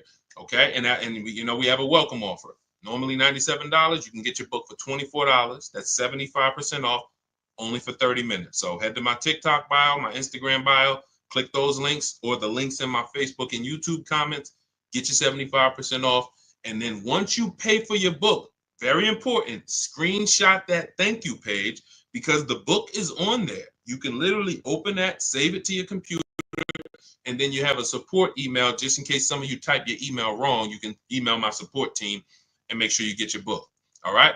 And for those of you who want to work with us personally, you want to see if you qualify for our Done With You shopping, where we shop together and you shop among our community. We have 2,000 people in our community. We have a private Facebook group. We have a coaching call twice a month. Then you can click those same links, but you're going to click the Done With You and see if you qualify for that. All right. Let's go, Dolan. Keep it going. Rib Slab, good to see you. Daniel Ridley, what's going on? Mrs. Onassis, good to see you. Peaceful Grace, good to see you. Killer Bees, Mr. Randy, thank you. Listen, Mr. Randy, it said you just became the number 8 member on the team. I don't know what that means, but I just want to let you know that. I appreciate it. You are the number 8 member on the team. And you got a number 1 gift badge. So, I mean, I appreciate it. I've extended my Mercedes warranty with Mercedes for years, 4 and 5. Will this be like the 3-year warranty? Hold on, let me read this again. I've extended my Mercedes warranty with Mercedes for years 4 and 5. Will this be like the 3-year warranty? I'm sorry, I don't understand the question. Could you rephrase it? Go ahead, Dolan, shoot another one up. All right, can you name good non-expensive cars to get? There's just too many. Come up with a budget, and then there's just too many cars for me to start naming inexpensive. You got to realize something.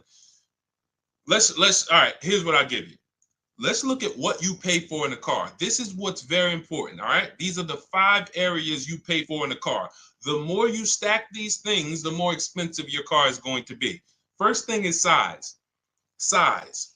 The bigger the car, the more money it is. Shout out to everybody tapping the screen. If you're enjoying this, all you can do to support us is free. Just double tap the screen. That brings more people over here. Appreciate you. Listen, first thing is size. Never get a vehicle that is smaller than you need. This is very important. Not you want. I remember when I was at Mercedes, this story sticks out. Girl comes in, she had kids, and she needed a big truck, 3 rows. And then we ran the numbers on the big 3-row Mercedes, and she couldn't afford it. And then she said, well, what about the 2-row? And I said, wait, don't you need the 3-row with the kids? You said you needed all the room. She's like, yeah, I do. So if we would have gotten her in a 2-row vehicle, which some other people would, they would have never asked her, reminded her about her needs, and now she's driving around in a 2-row Mercedes vehicle that is too small, and she's going to eventually get out of it and lose a ton of money. So size, you don't compromise on. Next is amenities. These are your leather versus cloth. This is your sunroof. This is your navigation. This is your special features, your autonomous driving, amenities, big sunroofs. The more amenities, the more expensive. So see if it's a matter of keeping the price down, this is what you want to pay attention to. Let me get the smallest vehicle that covers my needs. Let me get the least amenities that cover my needs. Third thing is power.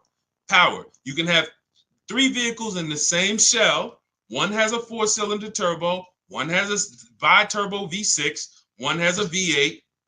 The V8's the most expensive. You pay for power. Fourth thing you pay for is class. You can have vehicles that same size, same amenities, same power, but to go from Chevy to Acura, different class. To go from Acura to Mercedes, different class. So you're paying. So if it's a matter of keeping the numbers down, you're looking and saying, okay, what's the smallest vehicle that covers my needs, the least amount of amenities that cover my needs, the least amount of power that covers my needs, and the lowest class that covers my needs. Last thing is exclusivity. That's where you can have a very small vehicle with no amenities, but no one has it. It's very exclusive, limited production. It's going to be a ton of money. Or the opposite is true. You go with the biggest vehicle, most amenities, most power, most highest class, exclusivity, G65, G-Wagon, 65, AMG, $240,000 because it stacks everything. So that's the 5 categories of what we pay for in cars. That's where you start. Find cars that are in the smaller category and act accordingly. Okay? Man, if we could get a curriculum in school, I'd love to just get 12th grade. If I got 12th grade and we could build a curriculum for car shopping, I don't even give me 1 semester. Give me 1 semester. I'm sending people armed into the market that'll never get scammed. 1 semester is all I need. I don't need a year. Actually, the heck am I talking about? You give me a week with them. Give me 1 week. And that's our program. Cars from Home. Literally, when you go in, you'll see everything there. It's only probably 3 hours for each strategy. Leasing like a boss, buying a new car. It's only 3 hours of material. And you're like, wow, this is the 7 steps, all I need? I'm talking about a semester. I don't need no semester. Give me 3-4 hours, and this is what we do here. So, all right, go ahead. Keep it going, Dolan. What's up, AB Boggs? Good to see you, Kurt. Good to see you. Shout out to everybody checking in. What is Shonda's at? It's Shonda Martin. Those of you who are like, what's her name that teaches the credit specialist? Shonda Martin, Martin. And you can also type in, some of her profiles are Road to 750 Plus, and follow her. Learn from her. Use her stuff. She is she is serious. She's the me of credit. And I don't say that lightly about myself. I say that in humility. It takes time to become a specialist. It took decades of me in the car business learning and being a finance manager with Mercedes, with Ray Katina, and seeing the numbers and working with the banks and seeing negative equity. Who has negative equity? Yeah, we got to talk about that. I know there's tons of people on here with negative equity, but no one's asked a question about it yet. It takes time. So when I see Shonda, I see someone who's put the time in to learn the credit industry, the ins and outs, what works. She's taking classes, courses, and that's why I recommend her to everybody. Everybody. Go ahead, Dolan. Is it wise to have a Mercedes up to 8 years old, or are they now money pits? Well, as long as you can pay cash for it. We teach something called the rule of 72 on the 10th birthday. Who's heard of it? If you've heard of it, type $signs. The rule of 72 on the 10th birthday means we do not take a loan longer than 72 months. That is the average loan in America now, and that's the cap. If you want to take an 84-month loan on a car, that's like a 40-year mortgage. And unfortunately, some dealers will talk you into taking an 84-month loan because you're not making them compete. So when you're not making them compete against their competition, what they're doing is now trying to say, all right, we want to make this much money selling you this car, and we're not going to take less than that. So instead of actually taking money off as a discount, we're going to show you a longer loan to see a lower monthly payment. And that's like, okay, here's your payment, miss. It's $6.99 a month for 72 months. Oh, well, that's too high. Okay. Instead of taking money off, they say, well, good news. If you take 84 months, your payment is now $525 a month. Oh, okay, I'll do that. You lost because they just stretched out your loan. You're going to pay more interest, and you're paying too long for a vehicle. And so that's the 72-month part. The other part is we don't take a loan. We don't want a car being paid on past its 10th birthday. When I was at Mercedes, I'd see people come out the service department, tears, not actually crying, but you could see that they were close to crying. I remember one guy, he had a blue ML, it was a GLE, might have been an ML. And he said the ML, the GLE used to be the ML. And he said, man, I just did brakes and tires on the truck. I did my service. And they were telling me if something broken on the truck that I need to fix. So the tires and brakes alone was like, I want to say like $3 to $4 grand, if I remember. Then the service itself was probably another 500. And then what they were telling him he needed to fix was like 2,000. Now, some of you might say, well, that's horrible. That's like $6,000 on a vehicle. If it's paid off, then that's okay, because I'm just going to put the money in, service the vehicle, and keep it for another 2, 3, 4 years. But if you have a payment, this is what I call the 4 expenses. Payment, insurance, gas, maintenance. I didn't used to add gas. Now we add gas. Depends on where the gas prices is, gas goes in there. Because literally for some of these vehicles, gas is $200-300 a month. So, but when something breaks, that is what had people coming out in tears, because I remember we would be in here and you just hear boom. We're in the showroom, boom. And at first I didn't know what it was. But then, Reggie, you know what I'm talking about. I didn't know what it was, but the more I worked in the dealerships, we got to know what it was. That's an auto ride or air ride suspension going out. You ever see a vehicle and it's like on the ground, or it's leaning like this, that's the air ride suspension. Boom, goes out. That's $5,000.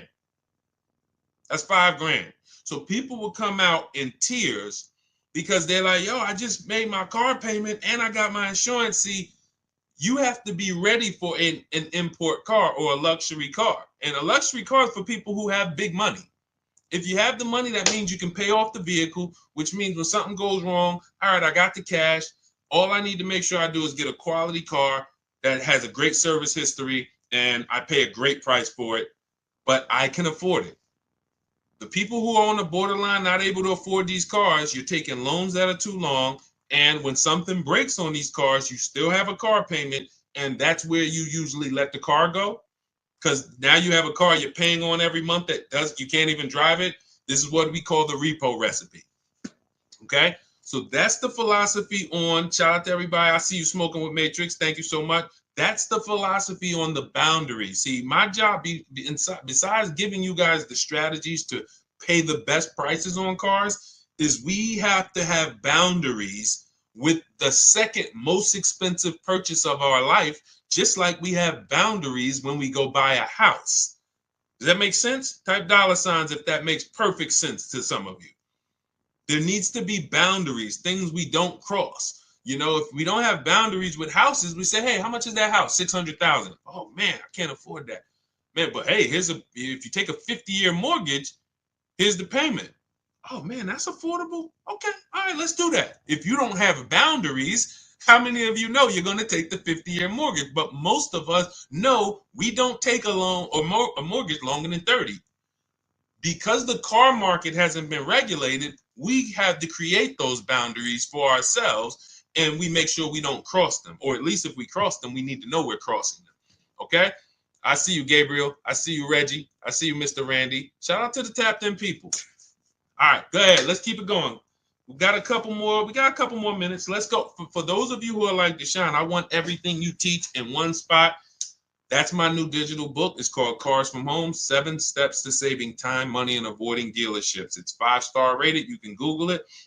And we are about results. That is a 7-step system to below market used car deals, below market leases, below market new car deals. And it's going to guide you every step of the way. The first step is the most important question. Step 7 is delivery. So by the time you get to step 7, you are setting up your delivery or your pickup of your vehicle. And that is what it is. We have a welcome offer. The book's normally $97 and it's worth every penny. But for those of you who want who you can get to my bio, we have a welcome offer of 75% off. That's $24 in my TikTok bio, my Instagram bio, the YouTube comments or the Facebook comments. Click that link, activate your 75% off, and your book will be in your inbox by the time you hop off the stream. All right. Also, for those of you who would rather work together, you see some of the people that we share here. And you see some of their stories. I got to read some of these. Before we get off, I got to read it because we got a bunch of new people that have sent me pictures, and we got, a bunch of people that got cars in the last, month. So we got to, we'll go over this. But these are the things that, for those of you who are like, hey, this private Facebook group, that's our done with you. You don't, that's our done with you. The book is for people who do it yourself.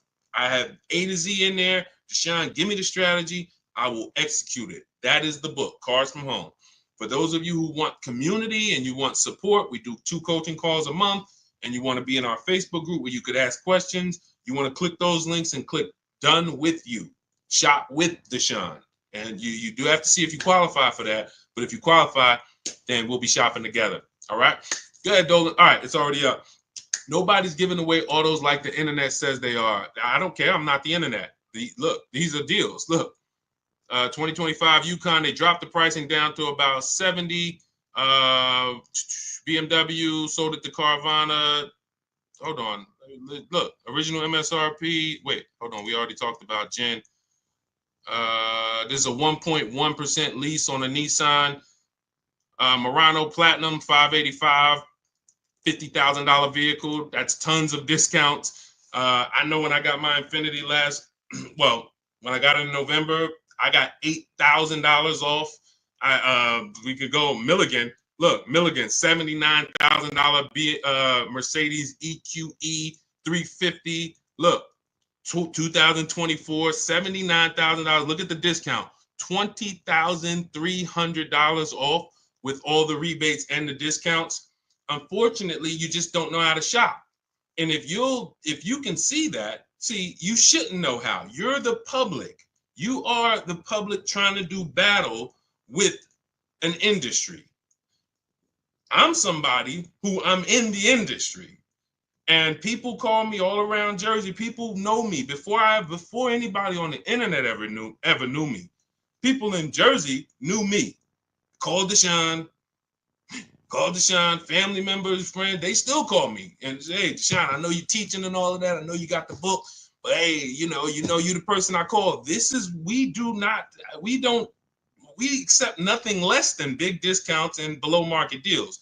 So it's just what you know. If you had a leak in your bathroom, it might seem like, oh God, there's water everywhere. I don't know what to do. No one in my house can fix this. You call in an expert and hey, 3 minutes. Heck, man, how'd you fix that so quick? I'm an expert and I can teach you. So in our case, we teach. That's why I love sharing other people. Every one of you might probably say, Deshone, obviously you can get great car deals. You've been in the car business. The reason why I show people like Milligan and people like Raphael, look, $46,000 vehicle, $549 a month lease. Probably got 8-10 grand off to get to that payment because they're you. They were just like you, watching me, said, hey, this guy sounds like I could trust him. I'm going to give this a shot. And they did the work. They learned the system. Look, India, 2024 Hyundai Elantra Limited, $29,000 vehicle, $365 a month, no money down. These are huge discounts to get to these payments. Whether you're buying or leasing, you cannot get to a great payment on a lease without big discounts. And why is it so easy? Because we employ competition. It's simple. You're used to negotiating with one dealer, maybe two. NADA told us that. NADA told us as car salesmen, these are the statistics, car salesmen, just so you know, your average customer is only going to shop 2 dealers. That's all they know how to shop. After that, they're going to get tired. They're going to make a decision. So we use that information accordingly. We shop 25 dealers from home. What? That sounds crazy. Everyone who you've seen who are getting a new car using our system has shopped 25 dealers from home. Why is it simple? Because I have the email scripts. It's copying and pasting. When we get used cars, we're always doing all our work on the marketplaces, and we're employing competition, and we're looking at the whole market and turning the whole market into one big competition for us. That's the difference. It's a whole different world. I love for you to come to this world. And that's what you hear. When you hear people say, oh, there's no deals out there, it's no deals for you. Unfortunately, it's no deals for you. But when you come to our world, it's a different world. Deals everywhere. Good. Good, Dolan. Next question. What's up, Leon Pollard? Good to see you. Kenzie Lee on the check-in. Kate V. Bond. Good to see you. Kate Von B. What's going on? Thank you for y'all running up the likes on TikTok. I appreciate y'all. If you spend time with us, every couple minutes, you just like, man, this is good. That was good. Tap that screen. Just do. Some of you just sit there for 30 seconds like, man, that was a good answer. Let me just tap this screen and run these likes up and bring some more people over here. All right, for a new EV, would you lease or buy? This is a very simple question, guys. We have a rule about leasing. It's called the 8-year rule. In my book, in everything I teach, you hear me talk about the most important question. This is it. How many years are you going to keep the next car? If it's not 8, definitely not, oh, I might keep it 8. It needs to be 8 or more. Then you purchase. Because the depreciation is going to eat you alive. It's going to eat you alive in the short term. You buy a car, and cash buyers, you know this better than anyone. Because you're not, unfortunately, payment buyers, They manipulate the payment and you don't really see what you're paying. Unless you're really savvy and you just ask for the price of the car and then you match the payments yourself to see. But most people, they're not. They go in, give me the $500 a month, we got a deal.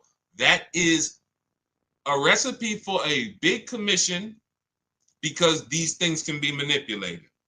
So in the short term of a purchase, the depreciation is going to ruin you. You buy a car for 40, you come back, it's worth it. Let's just take, since you asked the question about the electric vehicles, let's just take the example of what we've experienced in the last 6 months. The value of electric vehicles have fallen through the ground. It's literally people were buying electric vehicles for 60,000 and then in a couple, literally 2 years later, they were worth 30. Horrible depreciation.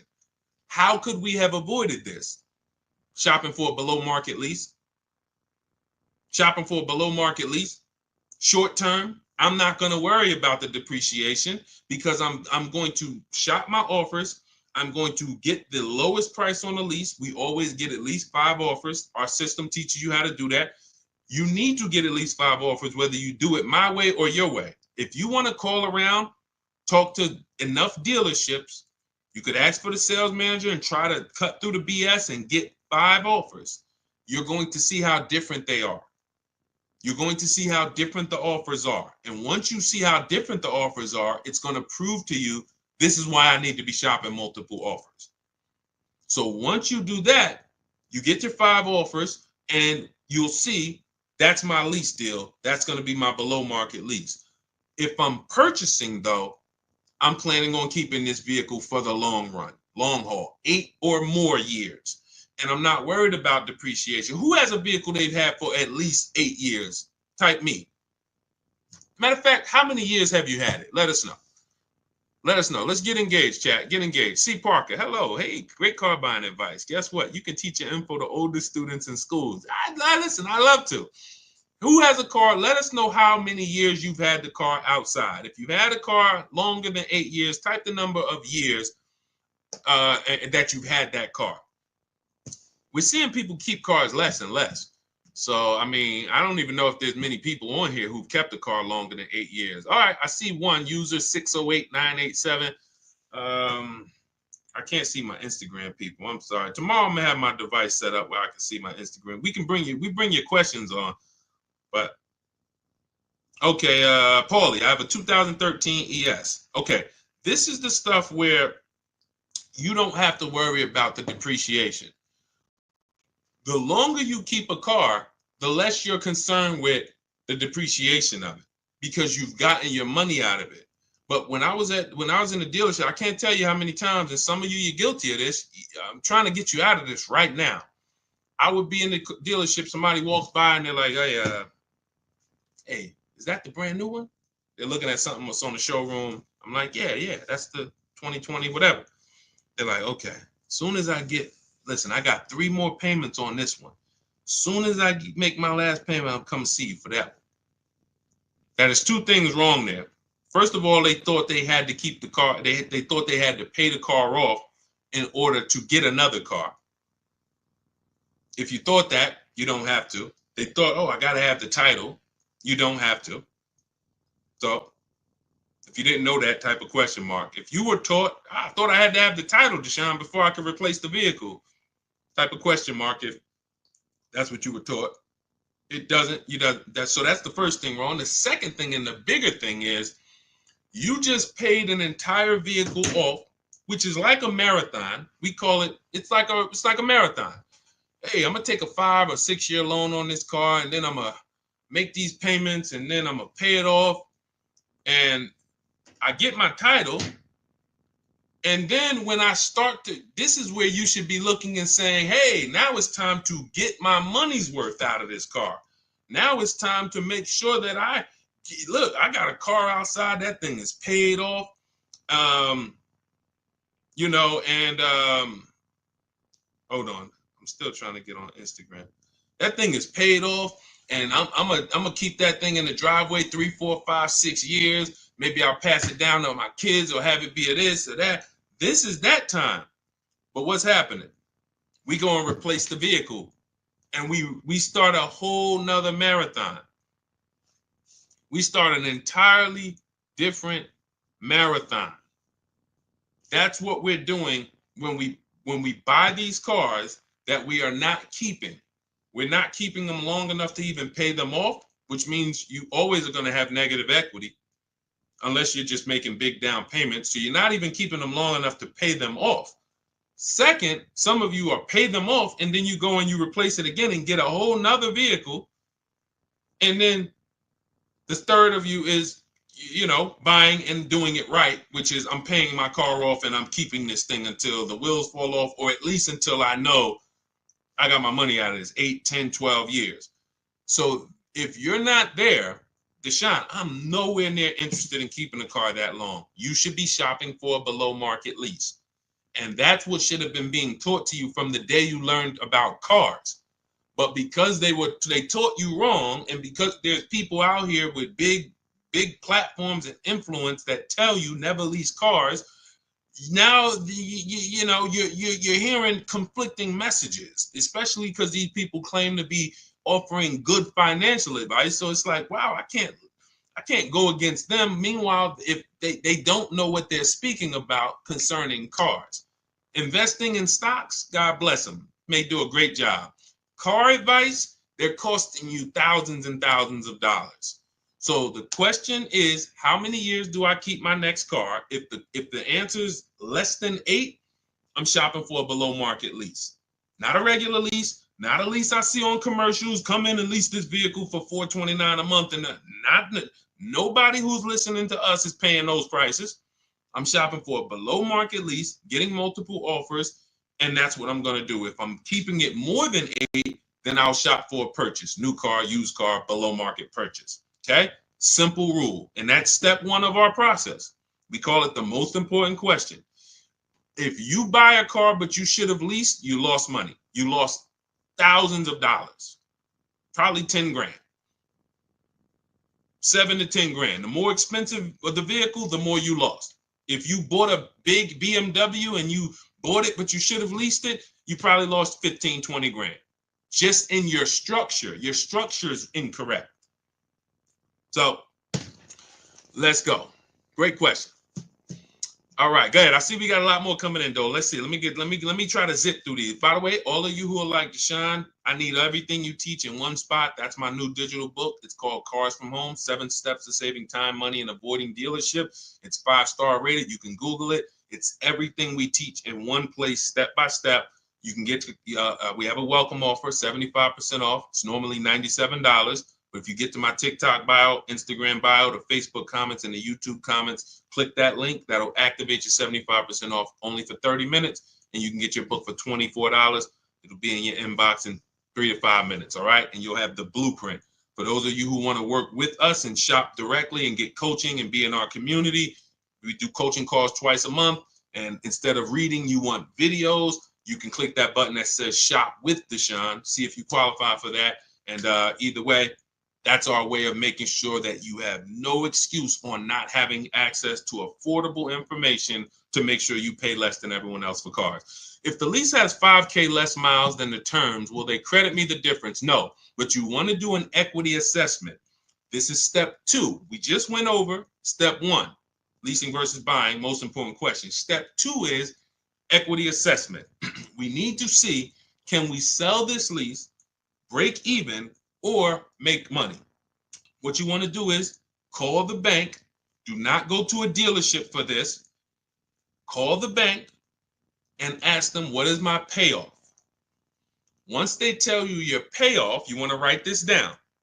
Write down what I'm about to tell you. You're going to go to these 6 websites: CarMax, Carvana, Kelly's Blue Book Instant Cash Offer. Do not use the KBB. You quick put in your year, make, model. It says your car is worth $30,000. Do not use that garbage. You're going to go to Kelly's Blue Book Instant Cash Offer, Driveway, Car Gurus, Sell My Car, and AutoNation, Sell My Car. Those are 6 websites. We get these offers. It'll take about 20 minutes. When they ask you, is the vehicle a lease, a purchase, or owned, put owned. and then you want to see what is the market value of my vehicle, what are those offers, and what is my payoff. Can I break even, or can I make a little money selling this? A couple years ago, we had people making lots of money when cars were worth $7,000 to $12,000 more. But there's still people who are selling their leases, getting $1,500, $2,500, $3,000. Not always. It's no guarantee. But we never return a lease without checking for equity, because if there's $2,000 there, the dealer is going to keep it, and it's theirs. So this is our look like they have a lease in process that they want you to do as a customer. You can call for an inspection. That's their lease in process. In Cars from Home, we have a lease in process. It's called an equity assessment. So you want to see, yes, I'm below my miles. Is there a way that I can potentially pick up some money? Now, there's two types of equity assessments. There's a third-party restricted equity assessment, and there's a non-third-party restricted. It depends on who the lease is with. If the lease is with a company that doesn't have a third-party restriction, then you can just sell it direct to the highest bidder. If there's a lease that has a third-party restriction, then what we're going to do is there's an extra step involved, because we're not going to sell to those companies. We're going to sell to a local dealer. But we're using those 6 offers to evaluate if we even have equity. If you run those offers and you're like, hey, it looks like I got $3,000 to $4,000 or $5,000 of equity, but I have a third-party restriction, then we're going to call a local dealer. I have a script in my book. I'll walk you through who to talk to in a dealership, how to talk to the used car manager. You're going to get your 3 to 5 offers, and you sell to the dealership to get your equity. So either way, we get our equity if we have it, but we do not return a lease without ever doing an equity assessment. Go ahead, Dolan. This is good. If you're getting value out of this, type $signs. Let me know, chat. You're getting value out of what we're doing. I can't listen, Dolan. I can't get to. I'm trying to log in. It's not showing me as live on Instagram. I don't know why. I was trying to come in from a viewer perspective and see. Normally Instagram, I'd be shouting you guys out a lot more, but I cannot. I'm just having trouble getting to you. So on the next stream, we'll make sure you're here. But you guys can see if you type your questions, we bring them in. Shopping for a lease deal on a BMW X3 or Audi Q5. Credit score is 750. What's a good lease deal? We don't know. What you want to do when you estimate, first thing we do to even see if is this a vehicle we should even be looking at, is you take the MSRP, and we base a great deal. There's 3 types of leases: a steal, a great deal, and then it's time to chill. That's actually the verbiage that I use. Time to chill means, look, I like the vehicle, but next. Because what you have to understand about leasing, our system is going to make sure you find the dealer who is going to give you the biggest discount, because it's a numbers game. We have a system we call 25 to 5 for new cars and leases. We're going to connect with 25 dealers online from our house. Every car I get, I'm sitting right here, including the last one. Every car I get is from my living room or from my home office. So we're connecting with 25 dealers online to get at least 5 offers. We pick the best one. And then I have a calculator in my book and in our course where we put the offers in, and it tells you what to counter offer, because we never want to accept a deal without a counter offer. Now, once that's done, we know what the best deal is on that car. It's not going to be the same as the BMW. It's not going to be the same as the last vehicle or the Chevy. Every single vehicle has a different lease program. This is very important to understand. You cannot control the lease program. What is the lease program? The money factor, which is the interest rate from the bank, because you cannot use your own bank on the lease. The interest rate is let's stay on the interest rate. Dealers, the worst dealers, mark up the interest rate because you can't shop for it on your own. So they're going to do something we call padding the interest rate. Thanks for sharing, Jacqueline. I appreciate you. Shout out to the sharers. They're padding the interest rate. So they're going to leave themselves some negotiating room there. Then you have the residual value, and then you have any incentives, any rebates. Those three things make up a lease program, and we have no control over any of those things. Some are much more aggressive based on the fact the manufacturer wants to move the car.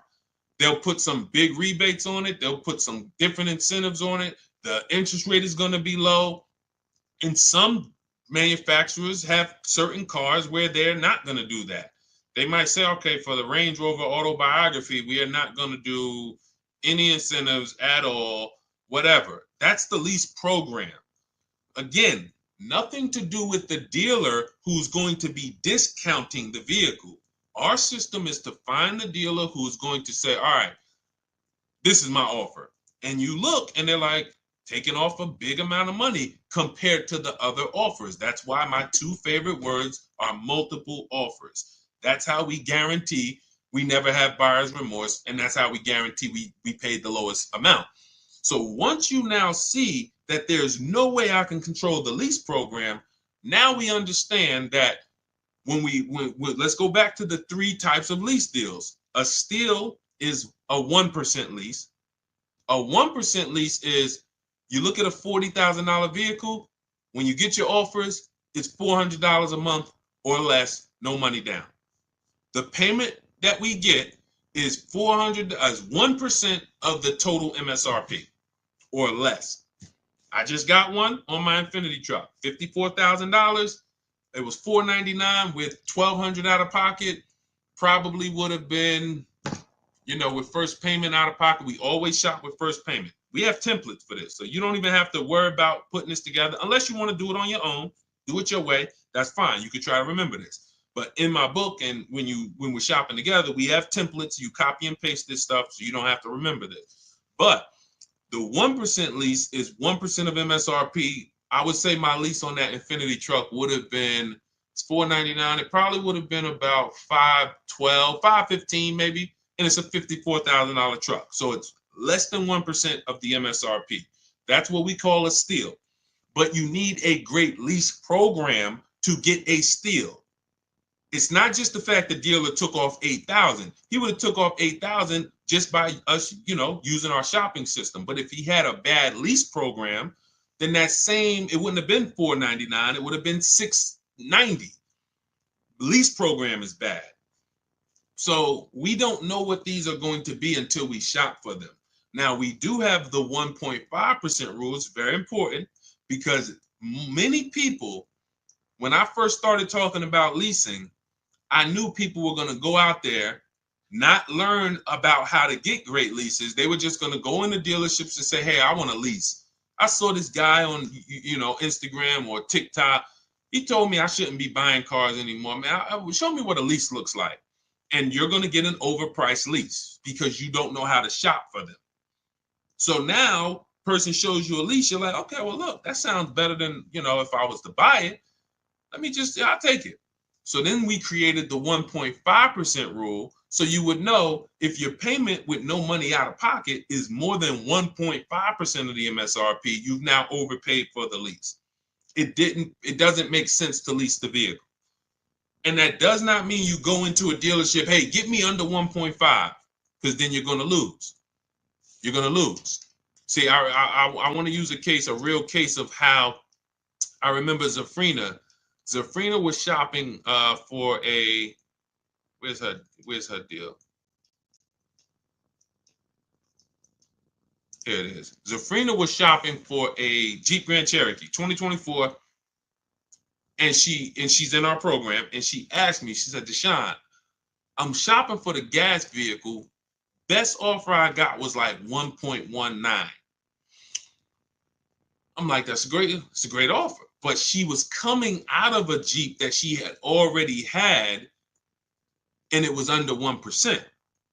So she was like, I really like to see the 1%, but she's like, I can't get it. But she said, the dealer said to me, if I took this other version, which is an electric version, that I could get it to 1%.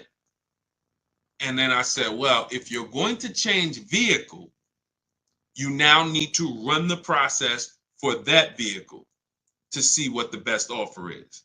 Don't let that dealer flip you from a regular one to an electric and then tell you, well, I'll get you to the 1%. No, run the offers now and see what the below market price is on the electric. She did it. It didn't take her more than a day. She hit me back in our group and she said, look, I picked this up, end up getting a 0.88% lease, $579 a month, $66,000 vehicle. That is why we never go in telling people, hey, get me to 1%, get me to 1.2, get me to 1.5. No, that is the way to overpay. We sit at home, we get our offers, we work the system, and then we let the best deal reveal itself. When Milligan saved, look, I'm going to go back to Milligan. She got $27,000 off her Mercedes here. You guys can't see this on TikTok, but if you ever watch the replays on YouTube or on Facebook, you'll see $20,000. It's a $79,000 vehicle. She got $20,300 off from home using the Cars from Home system. She didn't know she was going to save $20,000. That's the thing. We get the questions a lot. How much should I look to save off this vehicle? We never know. We do the process. We take 2-3 days. We work the market, use our scripts, use our templates, and then we see what is the best deal on this vehicle. That's how everyone does it. That's how Kimberly did it to get $20,000 off her Maserati. You guys can see here, she bought a Maserati, got $20,000 off of it, brand new. I'm just taking the biggest discounts because I want you guys to know, Sean, when he got his F-150 Lightning, he saved over $20,000. But they didn't go in saying, I know I'm going to save $20,000. They didn't go in saying, oh, man, they just worked the process, budgeted for their vehicle, and when they saw, oh, shoot, I saved $20,000 off this thing, and it was just a pleasant surprise. You look at somebody like Tiffany. Tiffany got $6,500 off her Mazda. Where's Tiffany? She got $6,500 off her Mazda, 2024 CX-90. That was the below market deal for her. But she shopped the offer. She saw some dealers not discounting, some dealers taking off $2,000, some dealers taking off $3,000, $4,000, and then the winning dealer took off $65,000. That's the below market deal. That is the process. So there's no push button solution. There's no magic formula other than we work our process, our Cars from Home system. We let the market submit offers. We pick the below market offer if it's in our budget. That's it. And that number is going to vary based on the vehicle, based on the programs. All right? Listen, everything that we've been going over, including questions that we didn't get to, it's a lot of questions that no one asked. You didn't ask about negative equity. You didn't ask about high mileage driving. You didn't ask about getting loans. We have a system called the bank bidding war to make banks and credit unions bid for our rate. So everything that we've discussed and things that no one asked yet is in my digital book, Cars from Home, 7 Steps to Saving Time, Money, and Avoiding Dealerships. You can get a copy as part of our welcome offer. It's normally $97. You can get a copy 75% off for 30 minutes, $24. Get to my TikTok bio, Instagram bio, YouTube comments, or the Facebook comments. We got a link there for you. And as long as you get there before 30 minutes, you got a copy for $24. It's everything we teach step by step to below market deals. That's a do-it-yourself master blueprint. Doesn't matter who you are, if you're an introvert, if you are, soft-spoken person, timid person, this is perfect because we don't talk. I'm never teaching you to go in and talk and negotiate with people who negotiate 3 times a day for a living. You can win by sitting at home and making these people compete for your business. That's our system. So get your copy for 75% off. You'll have everything we teach. Now, those of you who want to do it, Deshone, can we shop together? We have a done with you program. You can go to those same links in the bios and in the comments, and you'll see a link that says shop with Deshone. See if you qualify, and then we'll walk you through the entire process through video form. We have our Facebook community where you can ask questions and get support, and you're in a community with 1,600 people in our Facebook group alone, and we do coaching calls twice a month. So get in where you fit in. Does not matter. Just make sure you are using what we are talking about, because corporate greed is out of control. No one cares when you overpay for a car but you and your family. No one cares. The dealer doesn't care. The government doesn't care. There's no lawyer who's going to say, oh, man, wow, you paid how much? Man, I'm going to help you get that money back. Nobody cares. So we make sure we arm ourselves with the right information so that we make sure when we shake our hand and drive off in that new car, we guarantee we didn't leave any money on the table. That's what I want for you. So God bless you. I will check back in soon. We'll be, see you on another stream, and keep unlearning and relearning.